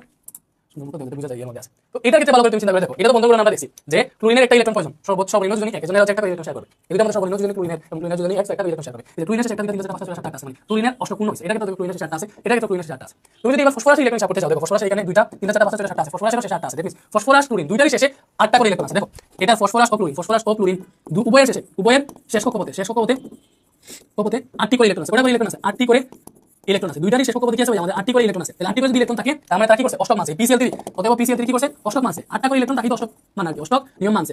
এবার হচ্ছে আমরা PCl5টা দেখব, কি দেখব ভাই PCl5টা। এবার আমরা একটু PCl5 দেখি, PCl5 এ প্রথমে ফসফরাস দিলাম আমরা সুন্দর মতো এখানে, ওকে, এটা হচ্ছে P, এটা হচ্ছে কয়টা শক্তি স্তর? 3টা না, এই 3টা দিলাম ভাই, ওকে। প্রথমে দুইটা ইলেকট্রন, এখানে হচ্ছে 8টা, ঠিক আছে? এটা করতে কি তোলা ব্যাপার, এটা এত ইজি, জাস্ট বুঝেই কিন্তু হয়ে যাচ্ছে, ঠিক আছে? একটা অষ্টক নিয়ম মানে কোনটা মানে না দেখি। এবার PCl5 এর থাকতেছে, তো PCl5 যেহেতু ক্লোরিন 5টা হবে, আমরা 5টাই বিজু দিব, একটা 2টা 3টা 4টা 5টা এখানে বিজু দিলাম, ঠিক আছে? এই 5টার সাথে 5টা ক্লোরিন হবে ভাই, এই যে আমি একটা ক্লোরিন রাখি, একটা এখানে আলাদা হবে, ওইটাকে এখানে এসে ফাইনাল বসাই দিব ভালো হবে। এই যে তোমরা এটার সাথে দিয়ে রাখবা কিছু, এটা মনে করো আমাদের ক্লোরিন, ঠিক আছে? এখানে দুইটা ইলেকট্রন, এখানে হচ্ছে 8টা, সরি একসাথে দিও 8টা, ঠিক আছে? তো এটাকে হচ্ছে আমি এখান থেকে কপি করে এখানে রাখলাম, আর একটা হচ্ছে এখানে এনে দিলাম, ভালো করে বুঝো, সরি এটাকে মনে করো আমি এখানে এনে বসাইলাম, তুমি তোমার ডায়াগ্রাম আঁকবা, এই যে মনে করো আমি এখানে ক্লোরিনের ডায়াগ্রামটা আছে, তো ক্লোরিনের ভেতরে অলরেডি দেওয়া আছে, বাইরে 7টা দিব, একটা দিলাম এখানে, বাকিটা এখানে এইভাবে দিবা, বুঝছি? সেম ভাবে আমি আবার এটাকে কপি করব, কপি করে হচ্ছে এবার হচ্ছে এখানে এনে বসাইলাম মনে করো, ঠিক আছে? এই যে বসাইলাম, ঠিক আছে? এবার ভেতরে সবকিছু দেওয়া আছে, এখানে হচ্ছে একটা আর বাকিটা এখানে বাইরে 7টা দিব, ঠিক আছে? তো সেম ভাবে এটা সেম ভাবে তুমি আবার রাখবা, আইনা আইটা তুমি কি করবা ভাইয়া, এখানে এনে বসাইয়া আর বাইরে 7টা দিবে, একটা এখানে বাকিটা এইভাবে, ঠিক আছে? দিছি না 7টা, ওকে। সেম ভাবে এটাকে আবার কপি করবা, কপি করে হচ্ছে তোমরা কপি করতে পারবে না, তোমাকে প্রতিবার রাখতে হবে শেষ, এভাবে রাখতে পারো, অনেকে না অন্যভাবে করে দেবে, এটা থেকে মনে পড়ে আস্তে আস্তে শেষের দিকে আগেই বসে বাকি 7টা দেবো, ঠিক আছে? বুঝি, ওকে। এবার এটা এনে তার জায়গা থেকে বসাই দিই, এটা এখানে, এটা বাড়ি, তো এটা ভিতরে হয়েছে, এদিকে দিই, সো এই যে একটা বাকি 6টা এখানে। এবার তুমি যদি হিসাব করো প্রত্যেকটা ক্লোরিনের ক্ষেত্রে তার সর্বশেষ শক্তি স্তরে, প্রত্যেকটা ক্লোরিনের ক্ষেত্রে তার সর্বশেষ শক্তি স্তরে, এটা আমি এটা রয়ে গেছে, বুঝি এখানে এটা রয়ে গেছে, এটা এখানে দিই, প্রত্যেকটা ক্লোরিনের ক্ষেত্রে তার সর্বশেষ শক্তি স্তরে কয়টা ইলেকট্রন আছে? একটা 2 3 4 5 6 7 8টা, প্রত্যেকটা ক্লোরিনের ক্ষেত্রে PCl5 এ ক্লোরিনের প্রত্যেকটা সর্বশেষ শক্তি স্তরে 8টা ইলেকট্রন আছে, তুমি হিসাব করে দাও, ক্লোরিনের প্রত্যেকটা সর্বশেষ শক্তি স্তরে 8টা ইলেকট্রন আছে, PCl5 এর গঠন হচ্ছে এরকম, এটা কেন এরকম ভালো করে বুঝছো? ফসফরাসের সাথে 5টা ক্লোরিন যুক্ত হবে, 5টা ক্লোরিন 5বার একটা ইলেকট্রন শেয়ার করবে, জন্য 5টা সিঙ্গেল আছে, প্রত্যেকটা সিঙ্গেল ক্লোরিন যুক্ত করছে। এবার ফসফরাসের শেষে ইলেকট্রন কয়টা আছে? এখানে 2টা 4টা 6টা 8টা 10টা হয়ে গেছে, ভালো করে দেখো। PCl5 এ এখানে ক্লোরিনের সর্বশেষ শক্তি স্তরে ইলেকট্রন সংখ্যা কয়টা ভাইয়া? 8টি। দ্যাটস মিন্স ক্লোরিন অথবা ক্লোরিন অষ্টক নিয়ম মেনে চলছে, অষ্টক নিয়ম মানছে, অষ্টক নিয়মই হচ্ছে যৌগ গঠন করার পর সর্বশেষ শক্তি স্তরে 8টা ইলেকট্রন থাকবে, তো অষ্টক নিয়ম মেনে চলেছে।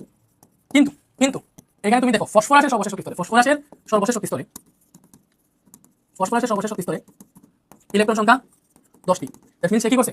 দ্যাট মিন্স অষ্টক সম্প্রসারণ করছে, অষ্টক সম্প্রসারণ মানে 8টা ইলেকট্রন যদি বেশি হয়ে যায় সেটাকে অষ্টক সম্প্রসারণ, 8টা ইলেকট্রন যদি কম ইলেকট্রন হয় তাহলে অষ্টক সম্প্রসারণ। দ্যাট মিন্স অষ্টক সম্প্রসারণ হয়েছে, অষ্টক কি হয়েছে? সম্প্রসারণ হয়েছে, দ্যাট মিন্স কি করছে? অতএব ফসফরাস অষ্টক নিয়ম মানে না, অষ্টক নিয়ম মানে নেই।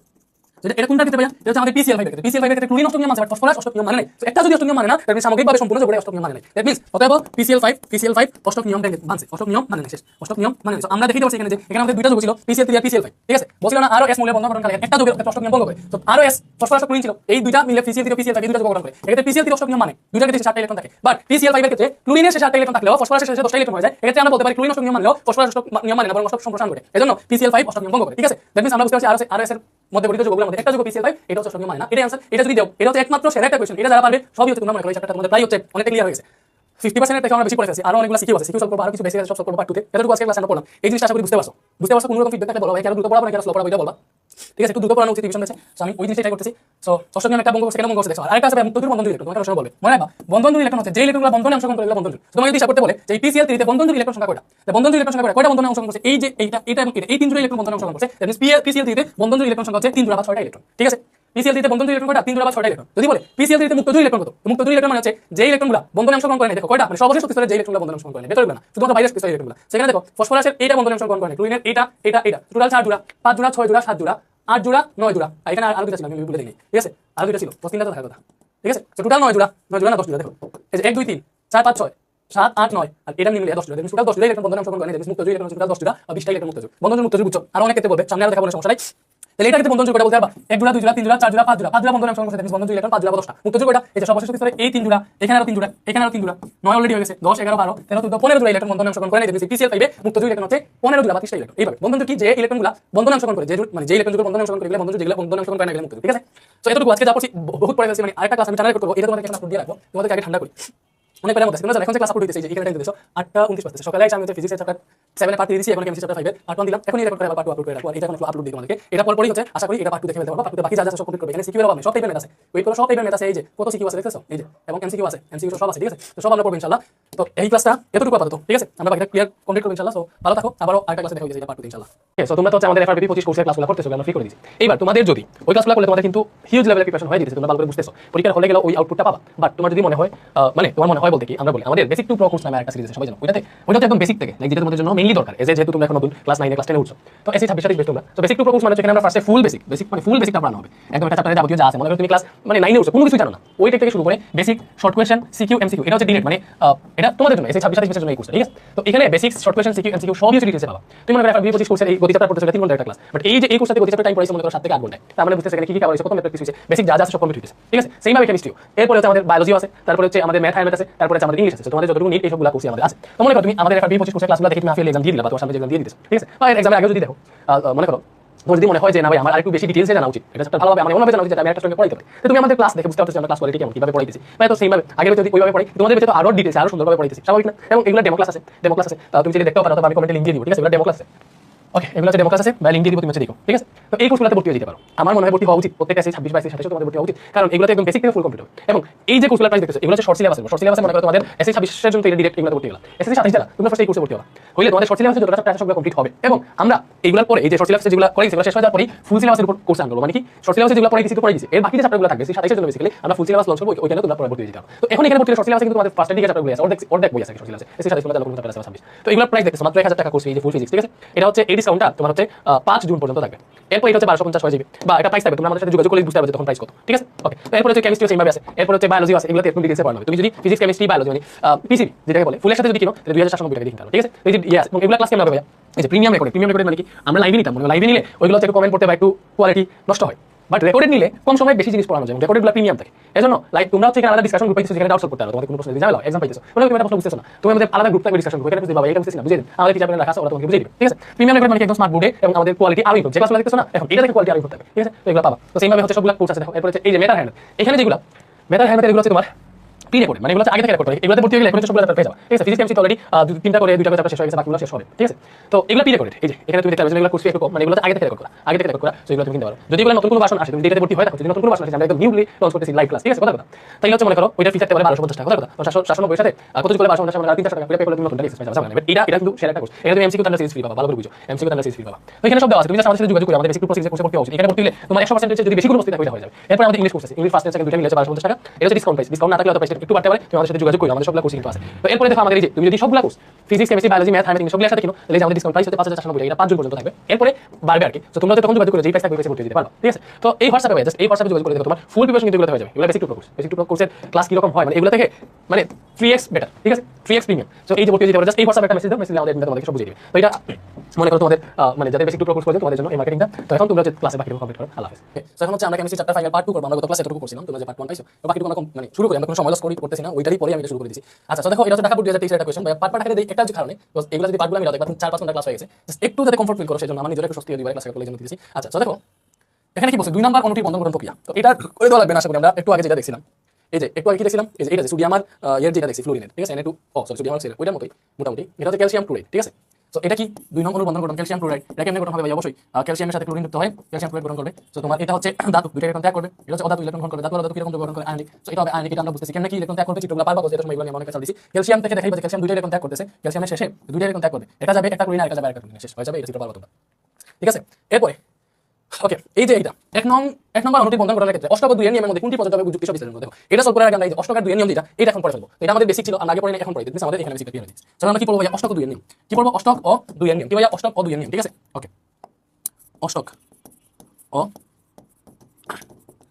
2 এর নিয়মের মধ্যে যে ব্যাপারটা সেটা কি ভাই সেটা হচ্ছে অষ্টক মানে কি ভাই অষ্টক মানে হচ্ছে যখন যৌগ গঠন হবে তখন সর্বশেষ শক্তির স্তরে প্রত্যেকটা মূলে 8টা করে ইলেকট্রন থাকে। অষ্টক নিয়ম মানে কি অষ্টক নিয়ম মানে হচ্ছে যৌগ গঠনের পর ঠিক আছে বা যৌগ গঠনের সময় যৌগ গঠনের পর সর্বশেষ শক্তি স্তরে যৌগ গঠনের পর সর্বশেষ শক্তি স্তরে 8টি করে ইলেকট্রন থাকবে। কয়টা করে ভাইয়া? 8টি করে ইলেকট্রন থাকবে। ঠিক আছে, এটা হচ্ছে অষ্টক নিয়ম, এটা আমরা সবাই জানি। এবার অনেক কিছু দেখা গেছে যে আমরা PCl5 দেখছিলাম, ফসফরাস অষ্টক নিয়ম মানে নাই। আর অনেক আছে BeCl2, এটা অষ্টক নিয়ম মানে না। এরকম অনেক যৌগ আছে যেগুলো অষ্টক নিয়ম মানে না। অষ্টক নিয়ম না মানার জন্য অনেকগুলো ব্যতিক্রম ঘটার ফলে বিজ্ঞানীরা নতুন একটা নিয়ম দেয়, সেটা হচ্ছে 2 এর নিয়ম। এটা কি ভাই? 2 এর নিয়ম। এই 2 এর নিয়ম মানে হচ্ছে, ঠিক আছে, 2 এর নিয়ম মানে হচ্ছে যৌগ গঠনের পর সর্বশেষ শক্তি স্তরে, ঠিক আছে, যৌগ গঠনের পর ফার্স্ট ক্লাস তোমরা লিখবা, সমস্যা নেই। সর্বশেষ শক্তি স্তরে, যৌগ গঠনের পর সর্বশেষ শক্তি স্তরে জোড়া ইলেকট্রন থাকবে, জোড়া ইলেকট্রন থাকবে। মানে যে কোনো যৌগই তোমার যৌগ গঠনের পর এর সর্বশেষ শক্তি স্তরে জোড়া ইলেকট্রন থাকবে। এটা 1000% কনফার্ম, এটা কোনো ব্যতিক্রম নাই। সব সময় হচ্ছে সর্বশেষ শক্তি স্তরে জোড়া ইলেকট্রন থাকে। কিরকম থাকে? জোড়া ইলেকট্রন। ঠিক আছে, এটা হচ্ছে 2 এর নিয়ম। মানে যখন যৌগ গঠন করবে এর সর্বশেষ শক্তি স্তরে জোড়া, এক জোড়া হোক, 2 জোড়া হোক, 3 জোড়া হোক, 10 জোড়া হোক, 5 জোড়া হোক, জোড়া ইলেকট্রন থাকবে। এটা হচ্ছে 2 এর নিয়ম। ঠিক আছে, সো সবচেয়ে বেশি স্ট্যান্ডার্ড আধুনিক নিয়ম হচ্ছে 2 এর নিয়ম। এটা মনে রাখবা, স্ট্যান্ডার্ড আধুনিক নিয়ম, এটা হচ্ছে আধুনিক নিয়ম। ঠিক আছে, এটা হচ্ছে আধুনিক নিয়ম। বুঝছি? ওকে, তো আমরা দেখবো এখানে যে আমাদের কোশ্চেনটা SO3 অনুরূপ বন্ধন গঠনের ক্ষেত্রে অষ্টক 2 এর নিয়মের মধ্যে কোনটি প্রযোজ্য হবে? সো ফার্স্টলি সালফার ও ধাতু অক্সিজেন ও ধাতু, সেটা সমযোজী বন্ধন গঠন করবে। এটা চিত্রটা হচ্ছে আমরা আগে রাখি। তো অষ্টক 2 এর নিয়মের মধ্যে কোনটা প্রযোজ্য হবে? যদি এটা আমরা যৌগটা বন্ধন গঠন করার পর যদি দেখি সালফার অক্সিজেন দুইটাই অষ্টক নিয়ম মানছে, তাহলে এটা হবে অষ্টকের নিয়ম মানছে। আর যদি দুইটার মধ্যে অষ্টক নিয়ম না মানে, এরা 2 এর নিয়ম মানে, তাহলে এটা 2 এর নিয়ম মানছে। ঠিক আছে, সো ফার্স্টে আমরা অষ্টক নিয়ম মানে কি? ঠিক আছে, ওকে। সো সালফার একটা অক্সিজেন কিন্তু সালফারটা আমরা মাঝে দিব। এটা মনে করেন সালফারের জন্য এই যে সালফারের প্রথম শক্তি স্তর, এটা হচ্ছে দ্বিতীয় শক্তি স্তর, এটা হচ্ছে তৃতীয় শক্তি স্তর। ঠিক আছে, তিনটা শক্তি স্তর। সো প্রথম শক্তি স্তরে 2টা ইলেকট্রন, দ্বিতীয় শক্তি স্তরে হচ্ছে 8টা ইলেকট্রন। ঠিক আছে, এবং তৃতীয় শক্তি স্তরে সালফার, যেহেতু সালফারের তৃতীয় শক্তি স্তরে 6টা ইলেকট্রন থাকে, তাহলে 3টা অক্সিজেন এড হবে। অক্সিজেনের ইলেকট্রন পর্যন্ত 2টা, দ্যাট মিন্স 2টা করে ইলেকট্রন শেয়ার করবে। সো তুমি জোড়া যদি ইলেকট্রন 3টা দিয়ে দাও, তাহলে হবে যে এখানে জোড়া, এখানে জোড়া, এখানে জোড়া রাখলে আলাদা হয়ে যাচ্ছে, সমস্যা নেই। এরপর এগুলোর সাথে 3টা অক্সিজেন যুক্ত হবে, এটার সাথে 3টা অক্সিজেন যুক্ত হবে। অক্সিজেনটা হচ্ছে আমরা এখানে দিই। অক্সিজেনটা কেন দিবা? এই যে অক্সিজেনটা হচ্ছে দেখে এটা ভেতরের পার্টটা, অক্সিজেনের তো 2টা শক্তি স্তর। এই যে ভেতরের শক্তি স্তরটা দিবা, যেহেতু 2টা ইলেকট্রন শেয়ার করবে, এইভাবে ভেতরে ঢুকিয়ে দিবে। ঠিক আছে, এই যে অক্সিজেন, এরপর এটার মধ্যে একটা শক্তি স্তর থাকবে। ঠিক আছে, অক্সিজেনের ইলেকট্রনগুলো আমরা একটু এইভাবে দিই, ক্রস দিয়ে দিই। অক্সিজেনের প্রথম শক্তি স্তরে 2টা, দ্বিতীয় শক্তি স্তরে থাকে 6টা ইলেকট্রন, 2টা আমরা এখানে দিলাম, বাকি 4টা হচ্ছে এই দিকে দিলাম। এই যে হয়ে গেছে অক্সিজেন, এটা 2 3 4 5 6 7 8টা হয়ে গেছে। সেম ভাবে অক্সিজেনটাকে আমরা রিপিট করব। এটা হচ্ছে আমরা কপি করতেছি, এটা কপি করলে হবে না, এটা আবার সুন্দর করে রাখা লাগবে। এই যে আগে হচ্ছে আমরা ভেতরের শক্তি স্তরটা দিয়ে দিতেছি, এরপরে 2 নম্বর শক্তি স্তর। ওকে, সেম ভাবে এটা রেখে দিই। ঠিক আছে, আগে আকাশ শেষ করে দিই। ওকে ওকে, এই যে এটা অক্সিজেন, এটা অক্সিজেন। তো ভেতরে হচ্ছে প্রথম শক্তি স্তরে 2টা, আর এখানে হচ্ছে 6টা বাইরে। তো 6টার মধ্যে 2টা এখানে শেয়ারের মধ্যে দিবা, এখানে 2টা, বাইরে হচ্ছে 6টা, 6টার মধ্যে 2টা হচ্ছে এই পেয়ারের মধ্যে দিবা ভেতরে। ঠিক আছে, তো এটা হচ্ছে আমাদের সালফার ট্রাইঅক্সাইড, যেটা SO3 এর বন্ধন গঠন, SO3 এর বন্ধন গঠন বা ডায়াগ্রাম যাই বলতে পারো। সো এখানে ভালো করে যদি লক্ষ্য করো, দেখবা অক্সিজেনের ক্ষেত্রে অক্সিজেনের সর্বশেষ শক্তি স্তরে 1 2 3 4 5 6 7 8 আছে। সো এখানে দেখা যাচ্ছে যে অক্সিজেনের সর্বশেষ শক্তি স্তরে, অক্সিজেনের সর্বশেষ শক্তি স্তরে 8টি ইলেকট্রন বিদ্যমান। ঠিক আছে, অক্সিজেনের সর্বশেষ শক্তি স্তরে 8টি ইলেকট্রন বিদ্যমান। দ্যাট মিন্স অক্সিজেন অষ্টক নিয়ম মানছে। কি ভাইয়া? অক্সিজেন অষ্টক নিয়ম মানছে। ঠিক আছে, অক্সিজেন অষ্টক নিয়ম মানছে। ঠিক আছে, নিয়ম মেনে চলছে। ঠিক আছে, এটা না বুঝছি অক্সিজেনের সর্বশেষ শক্তি স্তরে 8টা ইলেকট্রন বিদ্যমান, তাহলে অক্সিজেন কি বলছে? অষ্টক নিয়ম মানছে। সাথে এই যে 8টা ইলেকট্রনটা যদি 2 এর নিয়মে কল্পনা করো, দেখো 1 জোড়া 2 জোড়া 3 জোড়া 4 জোড়া ইলেকট্রন আছে। 2 এর নিয়মে যদি কল্পনা করো, এখানে কয় জোড়া ইলেকট্রন আছে? 4 জোড়া। 8টা ইলেকট্রন মানে 4 জোড়া ইলেকট্রন আছে। তো অন্যদিকে ইলেকট্রনগুলো কি 4 জোড়া ইলেকট্রন হিসেবে আছে বলা যায়। তার মানে এই অক্সিজেন 2 এর নিয়ম মানছে, 2 এর নিয়ম মানছে। শুধু অষ্টক নিয়ম মানছে তা না, এটা 2 এর নিয়ম মানছে। ঠিক আছে, 2 এর নিয়ম ও মানছে। বুঝছি? এবারে দেখবো হচ্ছে আমরা সালফারের ক্ষেত্রে কি হয়েছে। এবারে দেখো সালফারের ক্ষেত্রে কাহিনী কি হয়েছে। সালফারের ক্ষেত্রে এই যে এখানে 4টা, এখানে 4টা, এখানে 4টা, তো 3 আর 12টা হয়ে গেছে। দেখো সালফারের শেষ শক্তি স্তরে ইলেকট্রন কয়টা হয়ে গেছে? সালফারের শেষ শক্তি স্তরে ইলেকট্রন হয়ে গেছে 12টা ইলেকট্রন যদি হয়, তাহলে সে অষ্টক নিয়ম মানে নাই। অষ্টক নিয়ম মানে নাই, এখানে অষ্টক সম্প্রসারণ করছে। অষ্টক নিয়ম মানে নাই, এটা অষ্টক নিয়ম না মানে। দেখো অন্যদিকে এই 12টা ইলেকট্রনকে তুমি বলতে পারবা 6 জোড়া ইলেকট্রন। আমরা 2 এর নিয়মে পাইছি যে সর্বশেষ শক্তি স্তরে জোড়া ইলেকট্রন থাকে, 1 জোড়া হোক, 2 জোড়া হোক, 10 জোড়া, 15 জোড়া হোক, যাই হোক জোড়া হিসেবে থাকবে। আমরা দেখতেছি এই 12টা ইলেকট্রনকে আমরা 6 জোড়া বলতে পারবো। ঠিক আছে, অষ্টক নিয়ম মানে নাই। অন্যদিকে এটা হচ্ছে 2 এর নিয়ম আছে। ঠিক আছে, অন্যদিকে এটি 2 এর নিয়ম মেনে চলে। ঠিক আছে, কারণ 12টি ইলেকট্রন মানে 6 জোড়া ইলেকট্রন। ঠিক আছে, 6 জোড়া ইলেকট্রন, এটা 2 এর নিয়ম আছে। আমরা দেখতে পাইছি যে অক্সিজেন অষ্টক নিয়ম মানে 2 এর নিয়ম মানে। অন্যদিকে এই যে সালফার অষ্টক নিয়ম মানতেছে না, কিন্তু 2 এর নিয়ম মানতেছে। এটা আমরা সাময়িকভাবে বলতে পারবো দুইটাই 2 এর নিয়ম মানে। আর একটা মধ্যে অষ্টক নিয়ম যেহেতু মানে না, এটা অষ্টক নিয়ম মানে নাই, প্রবলেম আছে। তো এগুলোর ক্ষেত্রে অষ্টক 2 এর নিয়মের মধ্যে কোনটি প্রযোজ্য হবে? অবশ্যই 2 এর নিয়ম প্রযোজ্য হবে, অবশ্যই 2 এর নিয়ম প্রযোজ্য হবে। তাহলে যেহেতু সালফার ও অক্সিজেন উভয়, যেহেতু SO3 যৌগে সালফার ও অক্সিজেন উভয়ই 2 এর নিয়ম মেনে চলে, তাই বলা যায় SO3 যৌগে। ঠিক আছে, তাই বলা যায় SO3 যৌগে 2 এর নিয়ম প্রযোজ্য হবে। কার নিয়ম প্রযোজ্য হবে ভাইয়া? 2 এর নিয়ম প্রযোজ্য হবে। ভাইয়া লেখার জন্য সরি, আশা করি বুঝতে পারো। ভাইয়া যা বলতেছি ওইটাই এনাফ, লেখাগুলো বাদ হইতেছে, জানি এটা 6 জোড়া, যাই হোক সুন্দর করে লিখতে হবে। ওকে, সো দেখো নেক্সট হচ্ছে ময়মনসিংহ বোর্ডের একটা কোশ্চেন। এটা কি বলছে কিউ মৌলটি বিদ্যুৎ পরিবাহিতা ব্যাখ্যা করো। বিদ্যুৎ পরিবাহিতা পড়াই নাই এখন, এটা সলভ করব যখন একসাথে পড়ানো হয়ে যাবে। সো কিউ হচ্ছে একটা মৌল যার পারমাণবিক সংখ্যা 12। তাহলে কিউ মৌলটাকে ভালো করে বুঝো। কিউ হচ্ছে একটা মৌল যার পারমাণবিক সংখ্যা 12। তাহলে পারমাণবিক 12 কোনটা ভাইয়া? পারমাণবিক সংখ্যা 12 হচ্ছে ম্যাগনেসিয়াম। দ্যাট মিন্স কিউ হচ্ছে ম্যাগনেসিয়াম। এই ম্যাগনেসিয়ামে বিদ্যুৎ পরিবাহিতা ব্যাখ্যা করতে বলছে। তাহলে ম্যাগনেসিয়াম একটা ধাতু, ম্যাগনেসিয়াম কি ধাতু? দ্যাট মিন্স আমাদের ইনডিরেক্টলি এটা বলছে যে ধাতুর বিদ্যুৎ পরিবাহিতা ব্যাখ্যা করো। এটাই তো। তো আগে আমরা দেখো ধাতু কই আর ধাতব বন্ধন কি, এই জিনিসটা একটু আমরা দেখি। ঠিক আছে, সো আমাদের দেখো ধাতব বন্ধন, ফার্স্টে আসি আমরা ধাতব বন্ধন। এটার মধ্যে আচ্ছা এটা আলাদা করে দেখি আর কি। সো এটাতে দেখি, এই যে ধাতব বন্ধন জিনিসটা দেখি, সরি এটা করছিলাম আমি ধাতব বন্ধন। তো এই ধাতব বন্ধন মানে কি? ধাতব বন্ধন হচ্ছে যেটাতে ধাতু প্লাস ধাতু মিলে মনে করে এটা বন্ধন গঠন করবে। ঠিক আছে, মনে করো তোমরা দেখছো না অ্যালুমিনিয়ামের পাত আছে, অ্যালুমিনিয়ামের পাতে শুধু অ্যালুমিনিয়ামের কোণা থাকে, লোহার পাত যেগুলো লোহার কোণা থাকে, লোহা একসাথে মিলে একটা হচ্ছে বৃহৎ আকার অনুকরণ করতেছে। তো যেইটাতে ধাতু প্লাস ধাতু মিলে বন্ধন গঠন করে ওটা হচ্ছে ধাতব বন্ধন, ঠিক আছে। তো ধাতব বন্ধনটা কেন হয় ভাই দেখাই, লাইক এখানে যে ম্যাগনেসিয়ামের কথা বলছি, এই যে ম্যাগনেসিয়াম ধাতু এটা কি করবে, দুইটা ইলেকট্রন ত্যাগ করবে, তো ম্যাগনেসিয়াম দুইটা ইলেকট্রন ত্যাগ করতে পারে, তার সাথে দুইটা ইলেকট্রন আছে সর্বশেষ পিছনে, তো ম্যাগনেসিয়াম 2 প্লাস আয়ন তৈরি হবে। তো এই যে ম্যাগনেসিয়াম দুইটা ইলেকট্রন ত্যাগ করে ম্যাগনেসিয়াম 2 প্লাস আয়ন তৈরি করছে, এই যে ধনাত্মক আয়ন তৈরি করছে এটাকে বলে পারমাণবিক শ্বাস বা অ্যাটমিক কোর। ধাতুগুলা যখন হচ্ছে মানে ধাতব বন্ধন গঠনের সময় ইলেকট্রন ত্যাগ করে যে ধাতব আয়ন ক্রিয়েট করে ওটাকে পারমাণবিক শ্বাস বলে। এবং এই যে এগুলা এই পারমাণবিক শ্বাসগুলো এগুলো তোমার 2 প্লাস ধনাত্মক আয়নগুলো সুন্দরভাবে স্ফটিক হচ্ছে সুন্দরভাবে সাজানো থাকে, ঠিক আছে। ওই পাতের মধ্যে এগুলা সাজানো থাকে তোমার এই যে ধাতব আয়নগুলো, ওই যে পারমাণবিক শ্বাসগুলো বা ধাতব আয়নগুলো, ঠিক আছে। এই যে পারমাণবিক এখানে দিলাম, এটা দিলাম দিছি, আচ্ছা ওকে।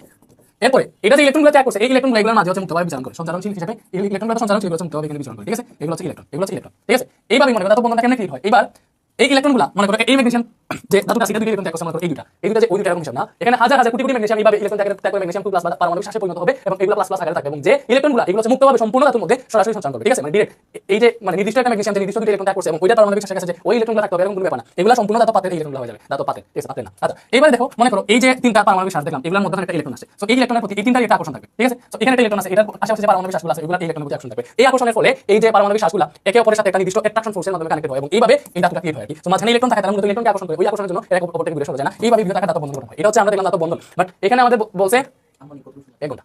আচ্ছা সো এখানে বলছে ধাতুর বিদ্যুৎ পরিবাহিতা। সো বিদ্যুৎ পরিবাহিতা কেন আমি এটা থেকে বুঝাই দিতেছি, তোমরা এটা আনসার করিও। এই যে ম্যাগনেসিয়াম বিদ্যুৎ পরিবাহিতা মনে করো, এটা বিদ্যুৎ পরিবাহিতা এইভাবে হবে, যদি আমি এটাকে দুইটা ব্যাটারি এটা এই ধাতব আয়নের সরি ধাতব যে পাতটা আছে এই ধাতব পাতের দুই প্রান্ত যদি আমি ব্যাটারির ধনাত্মক এবং ঋণাত্মক প্রান্ত দ্বারা যুক্ত করি, ঠিক আছে। আমি এটাকে ঋণাত্মক প্রান্ত দিলাম এটাকে ধনাত্মক প্রান্ত দিলাম, তাহলে কাহিনী কি হবে, ইলেকট্রনগুলো ঋণাত্মক প্রান্ত থেকে ধনাত্মক প্রান্তের দিকে ধাবিত হবে, ঠিক আছে। কি বলছি, যদি আমি এই ধাতব পাতকে ব্যাটারির ধনাত্মক প্রান্ত ঋণাত্মক প্রান্তের সাথে কানেক্ট করি তাহলে ইলেকট্রনগুলো ঋণাত্মক থেকে ধনাত্মক প্রান্তের দিকে চলাচল শুরু করবে, মানে কি করবে, চলাচল শুরু করবে, মুক্ত হবে। তো আমরা জানি ইলেকট্রনের প্রবাহ বিদ্যুৎ প্রবাহ, ঠিক আছে। আমরা জানি ইলেকট্রনের প্রবাহ বিদ্যুৎ প্রবাহ কি ভাইয়া, যদি আমরা ধাতব পাতকে একটা ব্যাটারির দুই প্রান্তে যুক্ত করি ধনাত্মক ঋণাত্মক প্রান্তে, তাহলে ইলেকট্রনগুলো কোন দিকে যাবে, ব্যাটারির ঋণাত্মক প্রান্ত থেকে ধনাত্মক প্রান্তের দিকে যাবে। ইলেকট্রন কি করবে, ব্যাটারির ঋণাত্মক প্রান্ত থেকে ধনাত্মক প্রান্তের দিকে যাবে এবং বিদ্যুৎ ইলেকট্রনের বিপরীতে প্রবাহিত হয়। এটা বিদ্যুৎ কোন দিক থেকে প্রবাহিত হবে ভাইয়া, বিদ্যুৎ প্রবাহিত হবে তোমার ধনাত্মক প্রান্ত থেকে ঋণাত্মক প্রান্তের দিকে। তাহলে বিদ্যুৎ এই দিকে বিদ্যুৎ প্রবাহিত হবে, এই দিকে বিদ্যুৎ প্রবাহিত হবে, কোন দিকে বিদ্যুৎ প্রবাহিত হবে, এই দিকে বিদ্যুৎ প্রবাহ হবে। তো কাহিনী কি, আমরা দেখি ধাতব বন্ধনে ধাতুগুলো কিভাবে হচ্ছে একে অপরের সাথে কানেক্টেড থাকে, কিভাবে ধাতুর পাত তৈরি করে, একটা ধাতু কিভাবে একটা বিশাল বড় পাত তৈরি করে, ঠিক আছে। এবং ধাতু বিদ্যুৎ পরিবহন করে আমরা জানি কেমনে পরিবহন করে, তো ধাতুর মধ্যে সঞ্চালনশীল ইলেকট্রন থাকে, যখন একটা ব্যাটারির ঋণাত্মক প্রান্ত ধনাত্মক প্রান্তের সাথে এই ধাতব পাতটা কানেক্ট করা হয় তখনই সঞ্চালনশীল ইলেকট্রনগুলো ঋণাত্মক প্রান্ত থেকে ধনাত্মক প্রান্তের দিকে ধাবিত হয় এবং ইলেকট্রনের প্রবাহ বিদ্যুৎ প্রবাহ, ইলেকট্রন যেদিকে প্রবাহিত হয় বিদ্যুতের বিপরীত দিকে প্রবাহিত হয়, ইলেকট্রন নেগেটিভ থেকে পজিটিভ দিকে প্রবাহিত হচ্ছে, বিদ্যুৎ পজিটিভ থেকে নেগেটিভ দিকে প্রবাহিত হবে। এই সঞ্চালনশীল ইলেকট্রন না থাকলে বিদ্যুৎ প্রবাহিত হতো না। তো আমরা এটাই বলবো যে ম্যাগনেসিয়াম যেহেতু ধাতব বন্ধন গঠন করে, ধাতব বন্ধন গঠন করলে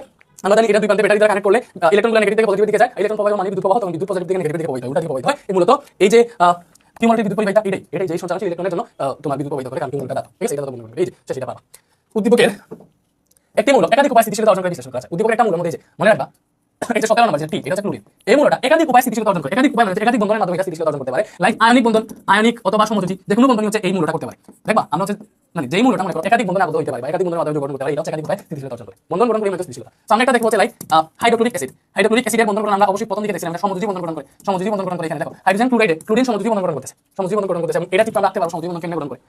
এরপরে আরেকটা জিনিস সেটা হচ্ছে মনে করো সোডিয়াম ক্লোরাইডের বন্ধন আমরা দেখছি, এখানে ক্লোরিন কেমনে কি করে, এখানে আয়নিক বন্ধন গঠন করে, এখানে আয়নিক বন্ধন গঠন করে, এখানে আয়নিক বন্ধন গঠন করে। তুমি এই হাইড্রোক্লোরিক অ্যাসিডে ক্লোরিন সমযোজী বন্ধন গঠন করে, এখানে সমযোজী বন্ধনের ডিরেক্ট ডায়াগ্রাম চিত্রটা ব্যাখ্যা করবা। এরপর সোডিয়াম ক্লোরাইডে আয়নিক কেন আয়নিক বন্ধন গঠন করে, কারণ সোডিয়াম ধাতু থাকে ক্লোরিন অধাতু থাকে, যেন সোডিয়ামকে ইলেকট্রন ত্যাগ করে ক্লোরিন এটা গ্রহণ করে আয়নিক বন্ধন গঠন করে। এখানে সোডিয়াম ক্লোরাইডের যে স্ট্রাকচারটা আছে, সোডিয়াম ক্লোরাইড কেন গঠিত এটা দেখাইছি অবশ্য ফার্স্টের দিকে। সোডিয়াম ক্লোরাইডের সম্পূর্ণ স্ট্রাকচার এখানে লিখে বলবা যে ক্লোরিন একই সাথে আয়নিক ও সমযোজী উভয় বন্ধনে আবদ্ধ হতে পারে, এজন্য আমরা বলতে পারি উদ্দীপকের মধ্যে টি যৌগ যেটা ক্লোরিন এটা হচ্ছে একাধিক উপায় স্থিতিশীলতা অর্জন করতে পারে, ঠিক আছে না। এটা তো আমার দেখে তো কোনো কিছু মনে হইতেছে না, পারবা। উদ্দীপকে পি এর বিদ্যুৎ পরিবাহিতা পি কি, পি হচ্ছে NH2NP1 সব অবস্থা শক্তি স্তরে এর মান দিতে এর মান বসাও পিতে, তো 3s2 হবে দেন হচ্ছে 3p1 হবে, যেটা এর মান 3 বসে। এর আগে আমাদের 1s2 2s2 2p6 আছে, অবশ্যই এটা আছে। তাহলে এই যৌগটা কোনটা ভাই ভালো করে দেখো, এই যৌগটা কোনটা, এই যৌগটা কোনটা, এই যৌগটা হচ্ছে আমাদের অবশ্যই এখানে ইলেকট্রন করে 10টা 11টা 12টা 13টা, তো এটা অবশ্যই অ্যালুমিনিয়াম। দ্যাট মিন্স পি যৌগটা হচ্ছে অ্যালুমিনিয়াম। তাহলে পি এর বিদ্যুৎ পরিবাহিত কৌশল, পি হচ্ছে অ্যালুমিনিয়াম, অ্যালুমিনিয়াম ধাতু তো বিদ্যুৎ পরিবহন করে কেমনে করে, ওই যে ধাতব বন্ধনের যে এটা দেখিবা পজিটিভ এর প্রান্ত নেগেটিভ, এই যে পারমাণবিক শ্বাস এগুলা দিয়ে এই যে কাহিনী এটা যে দেখাইছিলাম ওইটা দিয়ে তুমি দেখাইবা, ঠিক আছে। এটা পারবা না অবশ্যই পারবা, ম্যাগনেসিয়ামের মতো এটা বিদ্যুৎ পরিবহনের কৌশল, বুঝছি এটা পারবা। এরপর QS2 ও R2 এর মধ্যে কোনটি পানিতে দ্রবণীয় হবে বিশ্লেষণ করব। সেম একটা পানিতে দ্রবণীয় জিনিস আমরা দেখছিলাম প্রথম থেকে, এটা সলভ করি নাই। সো মনে রাখবা পানিতে দ্রবণীয়তার ক্ষেত্রে পানিতে কোন সময় দ্রবীভূত হবে, আমরা দেখছি পানি এই পানির স্ট্রাকচার কি রকম, অক্সিজেন দেন হচ্ছে হাইড্রোজেন এইভাবে থাকে। অক্সিজেন হচ্ছে দুইটা ইলেকট্রন গ্রহণ করে, দ্যাট মিন্স অক্সিজেনের এখানে 2 delta minus hydrogen delta plus এটা ডেল্টা প্লাস, মানে হাইড্রোজেনের প্রান্ত হতে আংশিক ধনাত্মক অক্সিজেন এটা আংশিক ঋণাত্মক, দ্যাট মিন্স পানি একটা পোলার যৌগ, যেগুলোর মধ্যে আংশিক ধনাত্মক আংশিক ঋণাত্মক প্রান্ত থাকে ওটা হচ্ছে পোলার যৌগ, এটা পানিতে দ্রবীভূত হয়। সো এক্ষেত্রে আমরা জানি আয়নিক যৌগ কেমনে গঠন হয়, আয়নিক বন্ধনের মাধ্যমে। আয়নিক বন্ধন কেমনে হয়, এনায়ন কেটান একসাথে মিলে বা ধাতু প্লাস ধাতু মিলে, ধাতু আয়ন থেকে পজিটিভ ধাতু নেগেটিভ, দ্যাট মিন্স আয়নিক যৌগগুলোতে আয়নিক যৌগগুলোতে পজিটিভ নেগেটিভ দুই রকম হতে চার্জ থাকে, এজন্য আয়নিক যৌগ সবগুলোই প্রায় পানিতে দ্রবীভূত হয়। এটা বেসিক, কিন্তু ব্যতিক্রম ছাড়া আয়নিক যৌগ পৃথিবীতে যতটা আছে সবগুলোই পানিতে দ্রবীভূত হয়, সিলভার ক্লোরাইড ব্যতিক্রম, এটা দ্রবীভূত হয় না। আর সমযোজী বন্ধন অধাতু মিলে গঠন হয়। তো সমযোজী বন্ধনের ক্ষেত্রে দেখো আমি লিখি, সো পানিতে দ্রবণীয় হইতে হলে আংশিক ধনাত্মক আংশিক ঋণাত্মক চার্জ থাকা লাগে। সো প্রথম শর্ত হচ্ছে ব্যতিক্রম ছাড়া আয়নিক যৌগ সবগুলোই পানিতে দ্রবণীয়, ঠিক আছে। ব্যতিক্রম ছাড়া আয়নিক যৌগ সবগুলোই কি পানিতে দ্রবণীয়, সবগুলোই পানিতে দ্রবণীয়। ব্যতিক্রম ছাড়া আয়নিক যৌগ সবগুলোই হচ্ছে পানিতে দ্রবণীয়। আর ব্যতিক্রম ছাড়া সমযোজী যৌগ সবগুলোই অদ্রবণীয়। এটা কেন? কারণ হচ্ছে এটা যদি একটু বিশ্লেষণ করতে যাই ভাইয়া, লাইক এটা আয়নিক যৌগ মনে করো সোডিয়াম ক্লোরাইড হচ্ছে ফেমাস। এই সোডিয়াম ক্লোরাইডকে বাংলা তুমি সোডিয়াম প্লাস আর ক্লোরিন মাইনাস, এই দুইটা নেগেটিভ পজিটিভ প্রান্ত পাবা এবং এই নেগেটিভ পজিটিভ প্রান্ত থেকে এরা পানিতে দ্রবীভূত হবে। আর সমযোজী বন্ধনের ক্ষেত্রে মনে করো এই যে তোমার একটা সমযোজী বন্ধন কেন দেখতে পারি, এই যে মনে করো CH4 কার্বন অধাতু হাইড্রোজেন অধাতু, তো এগুলোর মধ্যে তোমার তেমন বেশি ধনাত্মক ঋণাত্মক প্রান্ত নাই, মানে এই যে কার্বন অধাতু হাইড্রোজেন অধাতু এগুলো তড়িৎ ঋণাত্মকতার পার্থক্য বেশি হলে আবার আংশিক ধনাত্মক আংশিক ঋণাত্মক প্রান্ত সৃষ্টি হয়ে যায়, ওটা ভাই বলবো। আর সমযোজী বন্ধনের ক্ষেত্রে বেসিক্যালি এই যে কার্বন ধনাত্মক হাইড্রোজেন ধনাত্মক কার্বন ঋণাত্মক হাইড্রোজেন ঋণাত্মক এভাবে আলাদা করতে পারবে না, বাট পানিতে দ্রবীভূত হইতে হলে এক অংশ ধনাত্মক এক অংশ ঋণাত্মক প্রান্ত লাগে, না হলে দ্রবীভূত হয় না। এজন্য আমাদের সমযোজী যৌগগুলো সবসময় প্রায় অদ্রবণীয় থাকে। এবার আমি দেখবো যে এখানে যেটা বলছে যে QS2 ও R2 এর মধ্যে কোনটা পানিতে দ্রবণীয় হবে, QS2 কই, QS2 দেখো কিউ কই ভাইয়া, কিউ হচ্ছে NS2, এখানে N এর মান 3, তাহলে NS2 পয়েন্ট এটা অ্যালুমিনিয়াম ছিল, এটা হবে ম্যাগনেসিয়াম, তুমি হিসাব করে বের করো। S হচ্ছে NS2NP5 আর সর্বশেষ স্তর 3, 3S2 3P5 মাত্র ক্লোরিনে থাকে, এটা হচ্ছে ক্লোরিন, তুমি হিসাব করে বের করো। এটা হচ্ছে 1S1, দ্যাট মিন্স এটা NMR1, এটা দিয়ে হাইড্রোজেন। সো QS2 কি ভাইয়া, QS2 কি হচ্ছে ম্যাগনেসিয়াম, S হচ্ছে ক্লোরিন, এটা আমরা পাইলাম QS2 মানে হচ্ছে ম্যাগনেসিয়াম ক্লোরাইড, ম্যাগনেসিয়াম ক্লোরাইড, এই ম্যাগনেসিয়াম ক্লোরাইড হচ্ছে আয়নিক যৌগ, ভালো করে বুঝো। বলছে QS2 ও R2 এর মধ্যে কোনটি পানিতে দ্রবণীয়, সো আমরা QS2 দেখি, তো QS2 ম্যাগনেসিয়াম ক্লোরাইড এটা কি আয়নিক যৌগ, এটা হচ্ছে আয়নিক যৌগ, এটা কি আয়নিক যৌগ, আয়নিক যৌগ পানিতে দ্রবীভূত হয়, আয়নিক যৌগ কি হয় পানিতে দ্রবীভূত হয়, আয়নিক যৌগ সেজন্য এটা পানিতে দ্রবণীয় বা পানিতে দ্রবীভূত হবে। সো কিভাবে দ্রবীভূত হবে এই জিনিসটা আমি তোমাকে এখন বিশ্লেষণ করে দেখাবো। এই যে ম্যাগনেসিয়াম ক্লোরাইড আছে এটাকে বাংলা আমরা ম্যাগনেসিয়াম 2 প্লাস আর 2Cl মাইনাস প্রান্ত পাবো, মানে ম্যাগনেসিয়াম দেখো এখানে ধনাত্মক প্রান্ত ক্লোরিনের ক্ষেত্রে ঋণাত্মক প্রান্ত পাইছি, এগুলো বাংলা তো বুঝতেছো। এই ধনাত্মক আর ঋণাত্মক প্রান্তের ক্ষেত্রে কাহিনীটা কি হবে তোমাকে দেখে আমরা জানি পানির গাঠনিক সংকেত, পানির গাঠনিক সংকেতটা হচ্ছে এরকম। পানি কিরকম ভাইয়া, এই যে অক্সিজেন হাইড্রোজেন দুইটাতে থাকে, দেন হচ্ছে যদি তুমি আদান সলিডকে যাও তাহলে অক্সিজেনের হচ্ছে ঋণাত্মক আদান, সেখানে তুমি 2 ডেল্টা দুইটা ঋণাত্মক আদান তুমি এখানে দিয়ে দিতে পারবা, 2 ডেল্টা মাইনাস এখানে ডেল্টা প্লাস এখানে ডেল্টা প্লাস, হাইড্রোজেনের ধনাত্মক আদান আর অক্সিজেনের ঋণাত্মক আদান। পানির মধ্যে দুইটা অংশ আছে, একটা ধনাত্মক অংশ একটা ঋণাত্মক অংশ। আমরা যে এখানে ম্যাগনেসিয়াম ক্লোরাইড থেকে ম্যাগনেসিয়াম 2 প্লাস আর 2Cl মাইনাস পাইছি না, একটু এই জিনিসটা দেখো, এই যে ম্যাগনেসিয়াম 2 প্লাস আছে, এই ম্যাগনেসিয়াম 2 প্লাস পানিতে দ্রবীভূত হবে, কেমনে দ্রবীভূত হবে এই জিনিসটা তোমাকে দেখে এই একটা শিখবা, সারা জীবন এটা মনে রাখবা, জীবনে ভুলবা না। তো আমি তুমি পানির গাঠনিক যে সংকেত আছে এটা জানবে, এটা হচ্ছে পানির গাঠনিক সংকেত। এবার এটা তখনই দ্রবীভূত হবে যখন পানির কোণাটা এটা চারদিকে এসে মিলতে পারবে। সো দেখো এটাতে ধনাত্মক প্রান্ত আছে, তাহলে ধনাত্মক প্রান্তের সাথে পানি কোন প্রান্তটা হচ্ছে অ্যাট্রাক্ট হবে, এই যে ম্যাগনেসিয়ামের ধনাত্মক প্রান্তের সাথে পানির অবশ্যই ঋণাত্মক প্রান্তটা আকর্ষিত হবে। তো তুমি এখানে তোমার কাজ হচ্ছে এই যে ম্যাগনেসিয়াম আস 2 প্লাস এটা যে পানিতে দ্রবীভূত হয়েছে এটা স্ট্রাকচার বা ডায়াগ্রামটা কেন দিবা, এই পানি অণুটাকে এটা চারপাশে এনে দিবা, কেন দিবা, হাইড্রোজেন আগে দিবা না অক্সিজেন আগে দিবা, এটাই ব্যাপার, এইভাবে দিবা নাকি এইভাবে দিবা, এটা হচ্ছে মেইন ব্যাপার। তো কিভাবে দিবা মনে রাখবা, ধনাত্মক আর ঋণাত্মক প্রান্ত হচ্ছে একে অপরকে আকর্ষণ করে, অক্সিজেনটাকে দেখো ম্যাগনেসিয়াম এখানে ধনাত্মক অক্সিজেন ঋণাত্মক, দেন অক্সিজেনকে সামনে দিবা, ধনাত্মকের সাথে ঋণাত্মক কানেক্ট করবা, এইভাবে তুমি এখানে পানি অণু দিবা, ঠিক আছে, যেটা পারো চার পাঁচটা দিলে ভালো হবে, ঠিক আছে। মনে করো আমি করে 3টা দিছি 5টা দিয়ে দিই, ঠিক আছে, এখানে করে দিছি 5টা দিছি, করে দিছি 5টা দিছি। তো এইভাবে দেওয়ার পরে তুমি দিবা যে হাইড্রোজেন মানে আংশিক ধনাত্মক ডেল্টা প্লাস, এটা delta plus, oxygen 2 delta minus, এগুলো দিবা ঠিকঠাক মতো, ঠিক আছে। Okay, oxygen 2 delta minus hydrogen delta plus, এটা হচ্ছে delta plus hydrogen delta plus, এটা হচ্ছে delta plus hydrogen oxygen 2 delta minus, এটা হচ্ছে delta plus 2 delta minus delta plus. তো এই যেটা কি দিছে এই যে ম্যাগনেসিয়ামের পানিতে দ্রবণীয়তা, যে ম্যাগনেসিয়ামটা এই যে ম্যাগনেসিয়াম ক্লোরাইডের মধ্যে ম্যাগনেসিয়াম যে ধনাত্মক আয়ন আছে এটা পানিতে কেমনে দ্রবীভূত হবে এইভাবে, বা ব্যাপারটা কি বুঝছি, যেখানে আমরা ধনাত্মক আদান পাবো ওই ধনাত্মক আদানের চারপাশে পানিটাকে এইভাবে দিব, বুঝতে পারছি। ওকে, এরপরে আরেকটা অংশ হইছে ক্লোরিন, তো ক্লোরিন নেগেটিভ বা ঋণাত্মক প্রান্ত হইছে ক্লোরিন, তো ক্লোরিন যেহেতু নেগেটিভ পাইছি, তো ক্লোরিনের চারপাশে কি আইছে এড হবে ভাইয়া, ক্লোরিন যেহেতু নেগেটিভ তার মানে এর পাশে পজিটিভ আদান এড হবে, পজিটিভ আছে হাইড্রোজেন, এখানে হাইড্রোজেন দিবা আর অক্সিজেন এখানে আরেকটা হাইড্রোজেন এখানে দিয়ে দিবা, ঠিক আছে। একটা হাইড্রোজেন দিবা এইভাবে, মানে হাইড্রোজেনের সাথে কানেক্ট করে দিবা, ঠিক আছে। এইভাবে দিলে হবে, অনেকে দুইটা হাইড্রোজেনের সাথে দিয়ে তো সব ভাবে হবে, যেভাবে দিতে পারবে, ঠিক আছে। পানি হাইড্রোজেনের সাথে আর কি এটা কানেক্ট করে দিবা, কেন হাইড্রোজেনটা হচ্ছে তোমার ধনাত্মক আর ক্লোরিনটা হচ্ছে ঋণাত্মক। এবার তোমার কাজ কি, হাইড্রোজেন ডেল্টা প্লাস এটা যে ডেল্টা প্লাস এগুলো দিবা, হাইড্রোজেন ধনাত্মক এটা দিবা, ঠিক আছে। সব হাইড্রোজেন ধনাত্মক দাও, এরপর অক্সিজেন নেগেটিভ এটা দাও, এই তো হয়ে গেছে। তুমি এটা হচ্ছে আলাদা, এটা তুমি হচ্ছে সরি এটা হচ্ছে আলাদা দেখি, এই যে এটা হচ্ছে পানির গাঠনিক সংকেত, এটা হচ্ছে তোমার ক্লোরিন যে পানিতে মিশে ওইটা মানে সংকেত আছে, এখানে আমি কেন দিছি বুঝছো, এইভাবে তুমি এইভাবে দিতে পারতা, যেটা ক্লোরিন আছে এটা সাথে হাইড্রোজেন এইভাবে দিয়ে এইভাবে অক্সিজেন কানেক্ট করে দিতে পারতা, হয়তো এইভাবে দিলে একটু বেশি দাও, এইভাবে দিয়ে দিও যে হাইড্রোজেন মানে পানিটাকে কেন দিছি, এটা কি লিখছি দেখো অক্সিজেন হাইড্রোজেন হাইড্রোজেনটাকে ক্লোরিনের পাশে দিছি, কারণ হাইড্রোজেন হচ্ছে ধনাত্মক ক্লোরিন ঋণাত্মক, ধনাত্মক আর ঋণাত্মকের পাশে থাকবে, ধনাত্মক আর ঋণাত্মকের পাশে থাকবে। তো এই দুটো চিত্রের মধ্যে ডিফারেন্স কি, এটা পজিটিভ থাকায় অক্সিজেন ছিল নেগেটিভ প্রান্ত, অক্সিজেন ছিল নেগেটিভ প্রান্ত, পানির মধ্যে অক্সিজেনটা এটার কাছাকাছি এসে বসে, আর ক্লোরিন নেগেটিভ থাকায় হাইড্রোজেন ধনাত্মক প্রান্ত ক্লোরিন আসে বসে, প্রত্যেকটাতে হাইড্রোজেন কাছে আছে, বুঝছি। তো এইভাবে আমাদের ম্যাগনেসিয়াম ক্লোরাইড পানিতে দ্রবীভূত হয়, এই যে এই চিত্রের মাধ্যমে ম্যাগনেসিয়াম ক্লোরাইড পানিতে দ্রবীভূত হয়। তুমি ডেসক্রাইবে লিখবা যে ম্যাগনেসিয়ামে আংশিক ধনাত্মক প্রান্ত থাকে, এজন্য এর পাশে পানির ঋণাত্মক প্রান্ত অক্সিজেন হতে ঘেরাও করে, ঠিক আছে। আবার ম্যাগনেসিয়াম ক্লোরাইডের যে ক্লোরিন যেটা ঋণাত্মক আধান যুক্ত থাকে, এজন্য এর পাশে হাইড্রোজেন অক্সিজেন মানে পানি হাইড্রোজেন পরমাণুটা আইসা হচ্ছে এটা ছুঁতে পারে। তো এইভাবে এরা পানিতে দ্রবীভূত হয় ম্যাগনেসিয়াম ক্লোরাইড, এইভাবে এটা বলে দিলেই হবে, ঠিক আছে। আর অন্যদিকে আরেকটা বলছিল যে এই R2 এর মধ্যে কোনটা পানিতে দ্রবীভূত হয়, R2 কোনটা, আর হচ্ছে হাইড্রোজেন, তাহলে দেখো হাইড্রোজেন, অন্যদিকে H2 দেখো, অন্যদিকে R2 মানে কি ভাই, R2 মানে হচ্ছে H2, H2 মানে কি ভাই, H2 মানে হচ্ছে হাইড্রোজেন, হাইড্রোজেন এটা সমযোজী যৌগ না, H2 এটা কি, এটা হচ্ছে আমাদের সমযোজী যৌগ, এটা কি ভাই, এটা হচ্ছে সমযোজী যৌগ, তাহলে সমযোজী যৌগ আংশিক, এটাতে আংশিক ধনাত্মক বা ঋণাত্মক প্রান্ত নেই, এটা পানিতে দ্রবীভূত হবে না। সো সমযোজী যৌগ এটা পানিতে দ্রবীভূত হবে না, এটা দিয়ে দিলে হবে, পানিতে দ্রবীভূত হবে না। সো পানিতে দ্রবীভূত হওয়ার যে ব্যাপারটা এটা আশা করি এটা থেকে ক্লিয়ার হয়ে গেছে, আয়নিক যৌগগুলো কেমনে দ্রবীভূত হবে এটা থেকে ক্লিয়ার হয়ে গেছে, ঠিক আছে। এরপরে আসো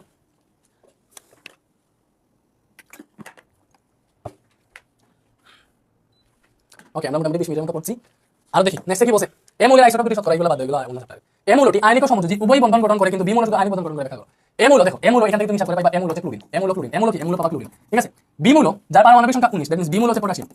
সো দেখিবা এ মৌলটা আয়নিক ও সমযোজী উভয় বন্ধন গঠন করে, আমরা দেখি ক্লোরিন আয়নিক হিসাবে, ক্লোরিন আয়নিক হিসাবে কোন বন্ধন গঠন করে, এখান থেকে দেখতে পারো যে পটাশিয়াম আর ক্লোরিন, পটাশিয়াম ক্লোরাইড আয়নিক। সমযোজী হিসাবে কেমনে, সমযোজী হিসাবে ক্লোরিন কেমনে, যে CCl4 তুমি HCl এগুলো দেখতে পারো, ঠিক আছে, যেটা সমযোজী যৌগ গঠন করে। সবচেয়ে সহজ এগুলো দেখানো প্রয়োজন, HCl সবচেয়ে সহজ, তুমি দেখে দিবা যে ক্লোরিন আয়নিক বন্ধন হিসেবে পটাশিয়াম ক্লোরাইড এই যৌগ গঠন করতে পারে, এটা কেন গঠন করে দেখাইবা, সমযোজী হিসেবে HCl গঠন করতে আর এটা কেন গঠন করে দেখাইবা। তো দেখাইবা যে এ মৌল ক্লোরিন আয়নিক সমযোজী উভয় বন্ধন গঠন করে, কিন্তু বি মৌলটা শুধু আয়নিক বন্ধন গঠন করে দেবা, পটাশিয়াম শুধুমাত্র পটাশিয়াম ক্লোরাইড অথবা হচ্ছে মনে করো পটাশিয়াম অক্সাইড K2O বা যাই বলো, দেখো এটা শুধু আয়নিক বন্ধন গঠন করতে হয়, এটা যেহেতু ধাতু, তাহলে ধাতু তো আয়নিক বন্ধন গঠন করে, কোনো সময় এটা সমযোজী বন্ধন গঠন করে না, এটা দেখিয়ে দিবা, তাহলে শেষ। বিমূলতা পটাশিয়াম, সেটা পারবা, এগুলো এখন পারতে হবে। এ ও বি এর মধ্যে কি বলছে দেখো, এ ও বি এর মধ্যে কোন ধরনের বন্ধন গঠিত হবে? এ ও বি কি? এ হচ্ছে পারমাণবিক সংখ্যা বেশি, এটা হচ্ছে ক্যালসিয়াম, বি হচ্ছে পারমাণবিক সংখ্যা 16, এটা সালফার। এ ও বি এর মধ্যে কোন ধরনের বন্ধন গঠন হবে? ক্যালসিয়াম আর সালফার মিলে কি হবে ভাইয়া? Calcium sulphide. ক্যালসিয়াম হচ্ছে ধাতু, এটা হচ্ছে অধাতু, তাহলে এটা তো আমার দেখানোর কোনো প্রয়োজন নাই। ধাতু আর অধাতু মিলে কিরকম যৌগ গঠন করবে? আয়নিক। আয়নিক আর আয়নিকটাকে কেমনে ডেসক্রাইব লিখবা? আয়নিক বন্ধনটা তোমাকে আগে দেখাইছি, ক্যালসিয়াম চিত্র আঁকবা, ক্যালসিয়ামকে দুইটা ইলেকট্রন সালফার যাইতেছে, এটা ডায়াগ্রাম দেখি, দেখছি এটা পারবা। এ ও বি এর মধ্যে কোন ধরনের বন্ধন গঠিত হবে ভাইয়া? অবশ্যই আয়নিক বন্ধন, বুঝছি। এরপরে বলছে এ এর হ্যালাইড, পানিতে দ্রবণীয় হলেও ডি এর হ্যালাইড কি বলছে? পানিতে অদ্রবণীয় বিশ্লেষণ করা যায়। এ এর হ্যালাইড কি? এ হচ্ছে ভাইয়া ক্যালসিয়াম, বি হচ্ছে সালফার, না ডি, আর ডি বলছে ডি হচ্ছে কার্বন, ডি হচ্ছে কার্বন। এ এর হ্যালাইড মানে এ এর সাথে হ্যালোজেন গ্রুপের যেটা মৌলের বিক্রিয়া দেখো, এ কি ভাইয়া? এ হচ্ছে ক্যালসিয়াম, ঠিক আছে। এর হ্যালাইড, ক্যালসিয়ামের হ্যালাইড কি হবে? ক্যালসিয়ামের হ্যালাইড, হ্যালাইড মানে এটার সাথে হ্যালোজেন গ্রুপের একটা মৌলের বিক্রিয়া, ক্যালসিয়ামের সাথে ক্লোরিন বিক্রিয়া করলে তো তোমার ক্যালসিয়াম ক্লোরাইড বানাবে, ক্যালসিয়াম ক্লোরাইড। এটা হচ্ছে আমাদের ক্যালসিয়ামের হ্যালাইড, মানে ক্যালসিয়ামের সাথে হ্যালোজেন গ্রুপের একটা মৌলের বিক্রিয়া করা, ক্লোরিনের বিক্রিয়া করলাম, ক্লোরিন হ্যালোজেন গ্রুপের একটা মৌল, হ্যালোজেন গ্রুপের মৌল ফ্লোরিন, ক্লোরিন, ক্লোরিন, আয়োডিন এগুলো। আবার ডি, ডি মানে হচ্ছে কার্বন, তাহলে কার্বনের হ্যালাইড কি হবে? কার্বনের হ্যালাইড হবে CCl4, এটা হচ্ছে কার্বনের হ্যালাইড। তো আমরা দেখাবো এটা পানিতে দ্রবণীয়, তো এটা হচ্ছে আমাদের আয়নিক যৌগ, এটা আয়নিক যৌগ, এটা পানিতে দ্রবণীয় হবে, পানিতে দ্রবীভূত হবে, এটা স্বাভাবিক, পানিতে দ্রবীভূত হবে, আয়নিক যৌগ তাহলে পানিতে দ্রবীভূত হবে। এটা হচ্ছে সমযোজী, সমযোজী যৌগ, তো এটা পানিতে দ্রবীভূত হবে না, তাহলে এটা পানিতে অদ্রবণীয় থাকবে, অদ্রবণীয় থাকবে। কেন ব্যাখ্যা করবা? এই যে লাস্ট বার পানিতে দ্রবণীয়তা একটা করে দিতেছি, আর করে দিব না, ঠিক আছে। তুমি দেখাবা এই যে ক্যালসিয়াম ক্লোরাইড আছে, এটা হচ্ছে এ এর হ্যালাইড, এটা ভেঙে আমাদের ক্যালসিয়াম 2 প্লাস 2Cl মাইনাস উৎপন্ন হবে। তো এখানে ক্যালসিয়াম 2 প্লাস, এটা এই ক্যালসিয়াম 2 প্লাস দিবা এবং এর চারপাশে এটা কি যুক্ত হবে? পানিটা যুক্ত হবে। কেমনে? অক্সিজেনটা সামনে যাবে, এটা 2 প্লাস, তো নেগেটিভ প্রান্তটা সামনে দিতে হবে, যে অক্সিজেন নেগেটিভ, এই যে পজিটিভ আর নেগেটিভ একসাথে আছে, ঠিক আছে। এইভাবে দিবা, তুমি অক্সিজেন দিবা, তারপর সেইভাবে অক্সিজেন হাইড্রোজেন, ঠিক আছে, অক্সিজেন হাইড্রোজেন, তারপর দিবা এইভাবে ক্যালসিয়াম 2 প্লাস দ্রবীভূত হবে, তুমি এই যে এটা 2 ডেল্টা মাইনাস, এটা ডেল্টা প্লাস, এটা ডেল্টা প্লাস, এইভাবে সবগুলো দিবা, বুঝছি। ওকে, এরপরে ক্লোরিন মাইনাস, এটা ক্লোরিন মাইনাসটা দেখাইবা, এটার সাথে হাইড্রোজেন, হাইড্রোজেন এসে আছে, লাইক এটা ডেল্টা প্লাস, এটা 2 ডেল্টা মাইনাস, এটা ডেল্টা প্লাস। তো এই যে ক্লোরিন মাইনাস, তো এর পাশে কে এসে কানেক্ট হইতেছে? ধনাত্মকটা, পানি ধনাত্মক অংশ, হাইড্রোজেন অংশটা কানেক্ট হইতেছে, ঠিক আছে। এইভাবে দেখাবা, এটা ডেল্টা প্লাস, এটা 2 ডেল্টা মাইনাস, এটা ডেল্টা প্লাস, এইভাবে তুমি হাইড্রোজেন কানেক্ট করবা, এভাবে দেখো সবগুলোতে ডেল্টা প্লাস ডেল্টা মাইনাস কিন্তু দিবা, তোমার ইচ্ছা মতো, এটা তোমার উপর। এটা পানিতে দ্রবীভূত হবে না, কারণ এটা বিশ্লেষণ কি দিবা, যেটা সমযোজী যৌগ, এটা ধনাত্মক আদান ঋণাত্মক আদান নাই, এজন্য এটা পপুলার, এটা পানিতে দ্রবীভূত হবে না। যদিও অনেক সমযোজী যৌগ পানিতে দ্রবীভূত হয়, যেগুলো পুলার সামনে গেলে আমরা পাইতে পারি, ঠিক আছে। উদ্দীপকের এ যৌগ, এই যে গলিত অবস্থায় বিদ্যুৎ পরিবহন করে বর্ণনা দেওয়া আছে, এটা আমরা একটু দেখি এই যৌগটা কি আসলে। আগে আমরা বিক্রিয়াটা করি, তো এখানে ম্যাগনেসিয়াম নাইট্রেট আছে, এটাকে তাপ দিছে, ABC পাইছে, তাহলে এখানে আমরা প্রথমে যেটা পাবো ম্যাগনেসিয়াম নাইট্রেট না, তাইলে অক্সিজেন এখানে পাইছে গ্যাস, দেন হচ্ছে ম্যাগনেসিয়াম অক্সিজেনের সাথে বিক্রিয়া করে, এখানে তুমি এটা ম্যাগনেসিয়াম অক্সাইড পাবে, এটা শিওর থাকো, ম্যাগনেসিয়াম অক্সাইড পাবা, এটা সলিড থাকবে। এরপরে তুমি আর যেটা পাইতে পারো সেখানে হচ্ছে দেখো অক্সিজেন অটো দুইটা দিয়ে দিয়েছে, এখানে 6টা অক্সিজেন আছে, ঠিক আছে।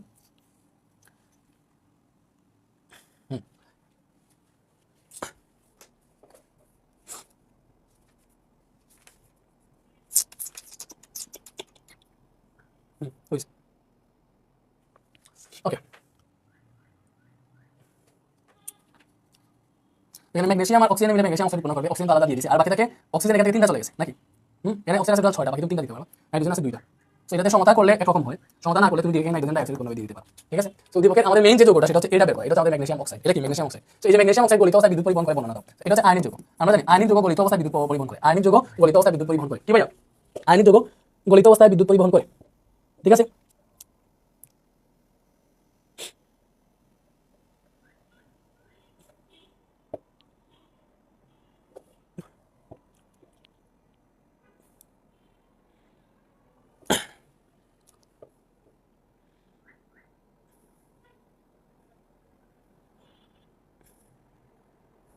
আচ্ছা, আমরা জানি আয়নিক যৌগ গলিত অবস্থায় বিদ্যুৎ পরিবহন করে, ঠিক আছে। আয়নিক যৌগ গলিত অবস্থায় বিদ্যুৎ পরিবহন করে, কি ভাই? আয়নিক যৌগ গলিত অবস্থায় বিদ্যুৎ পরিবহন করে কেমনে করে? কঠিন অবস্থায় ইলেকট্রনগুলা মানে অনেক দৃঢ়ভাবে একে অপরের সাথে যুক্ত থাকে, যেহেতু এটা আয়নিক বন্ধন, ধাতু যুক্ত থাকে। তো কঠিন অবস্থায় ইলেকট্রনগুলা কেমনে থাকে? কঠিন অবস্থায় ইলেকট্রনগুলা বা কঠিন অবস্থায় আয়নিক যৌগে আয়ন সমূহ নির্দিষ্ট স্থানে অবস্থান করে। কঠিন অবস্থায় আয়নিক যৌগে আয়ন সমূহ নির্দিষ্ট স্থানে অবস্থান করে, কি বলছি? কঠিন অবস্থায় আয়নিক যৌগে আয়ন সমূহ নির্দিষ্ট স্থানে অবস্থান করে, কিন্তু গলিত অবস্থায় কি করে? গলিত অবস্থায় ইলেকট্রনগুলো বা গলিত অবস্থায় আয়ন সমূহের মধ্যে ইলেকট্রন আছে, গলিত অবস্থায় আয়ন সমূহ মুক্তভাবে সঞ্চারণ করে। মুক্ত বলতে আর কি, অনেকটা হচ্ছে মনে করো এদিকে যেতে পারে, মুক্তভাবে সঞ্চারণ করতে পারে। তো তখন যদি তুমি এই গলিত অবস্থায় তোমার আয়নিক যৌগের মধ্যে ধনাত্মক আর ঋণাত্মক আদানযুক্ত ইলেকট্রন প্রবাহ প্রবেশ করাও, যে ক্যাথোড অ্যানোড প্রবেশ করাও, তাহলে হচ্ছে তোমার বিদ্যুৎ পরিবহন হয়, মুক্তভাবে সঞ্চারণ করতে পারে। তখন আয়নিক যৌগে ইলেকট্রোড প্রবেশ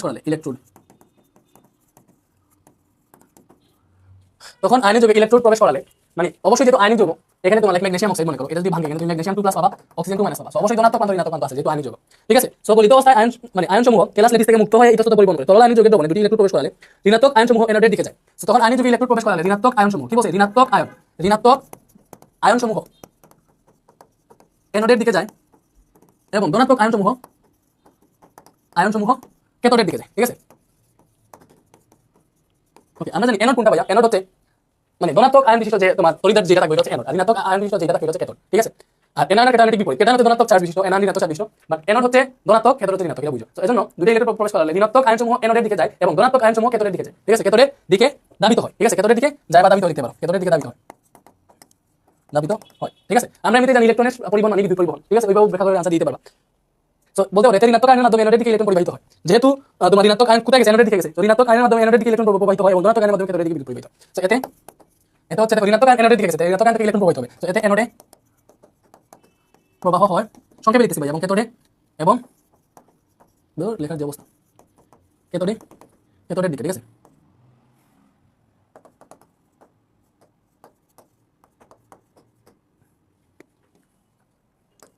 আচ্ছা, উদ্দীপকের এ যৌগ গলিত অবস্থায় বিদ্যুৎ পরিবহন করে ব্যাখ্যা করতে বলছি। এ যৌগ পেয়েছে আমরা ম্যাগনেসিয়াম অক্সাইড, যেটা আয়নিক যৌগ, এবং আমরা জানি আয়নিক যৌগ গলিত অবস্থায় বিদ্যুৎ পরিবহন করে। কেন? কারণ আয়নিক যৌগ গলিত অবস্থায় কঠিন অবস্থায় এদের আয়নসমূহ নির্দিষ্ট জায়গায় অবস্থান করে, বা গলিত অবস্থায় আয়নসমূহ গ্যাস থেকে বের হয় ইতস্তত পরিবহন করতে পারে বা হালকা পাতলা সঞ্চালন করতে পারে আয়নগুলো। তখন আয়নিক যৌগে ইলেকট্রন বা দুইটা ইলেকট্রন যদি আমরা প্রবেশ করি, তখন ঋণাত্মক আয়নসমূহ অ্যানোডের দিকে যায়, মানে ইলেকট্রনের মধ্যে যেটা ধনাত্মক থাকে অ্যানোড ওটার দিকে যায়, এবং ধনাত্মক আয়নসমূহ ক্যাথোডের দিকে যায়। এতে অ্যানোডে ইলেকট্রন প্রবাহ হয় এবং ক্যাথোডে বিদ্যুৎ প্রবাহিত হয়। এইভাবে তোমার বিদ্যুৎ প্রবাহ হয়। বা বলতে পারো এটা ডিটেইলসে লিখে ঋণাত্মক আয়নের মাধ্যমে অ্যানোডের দিকে ইলেকট্রন প্রবাহিত হয়, ঋণাত্মক আয়নের মাধ্যমে অ্যানোডের দিকে ইলেকট্রন প্রবাহিত হয় এবং ধনাত্মক আয়নের মাধ্যমে ক্যাথোডের দিকে বিদ্যুৎ প্রবাহিত হয়। এটা লিখে ভালো, এটা সেটা লিখে, ঠিক আছে। এইভাবেই ম্যাগনেসিয়াম অক্সাইড গলিত অবস্থায় বিদ্যুৎ পরিবহন করে, এটা লিখে হয়ে যাবে, ঠিক আছে। এরপরে আসো উদ্দীপকের বেপনাল এই চ্যাপ্টারে না।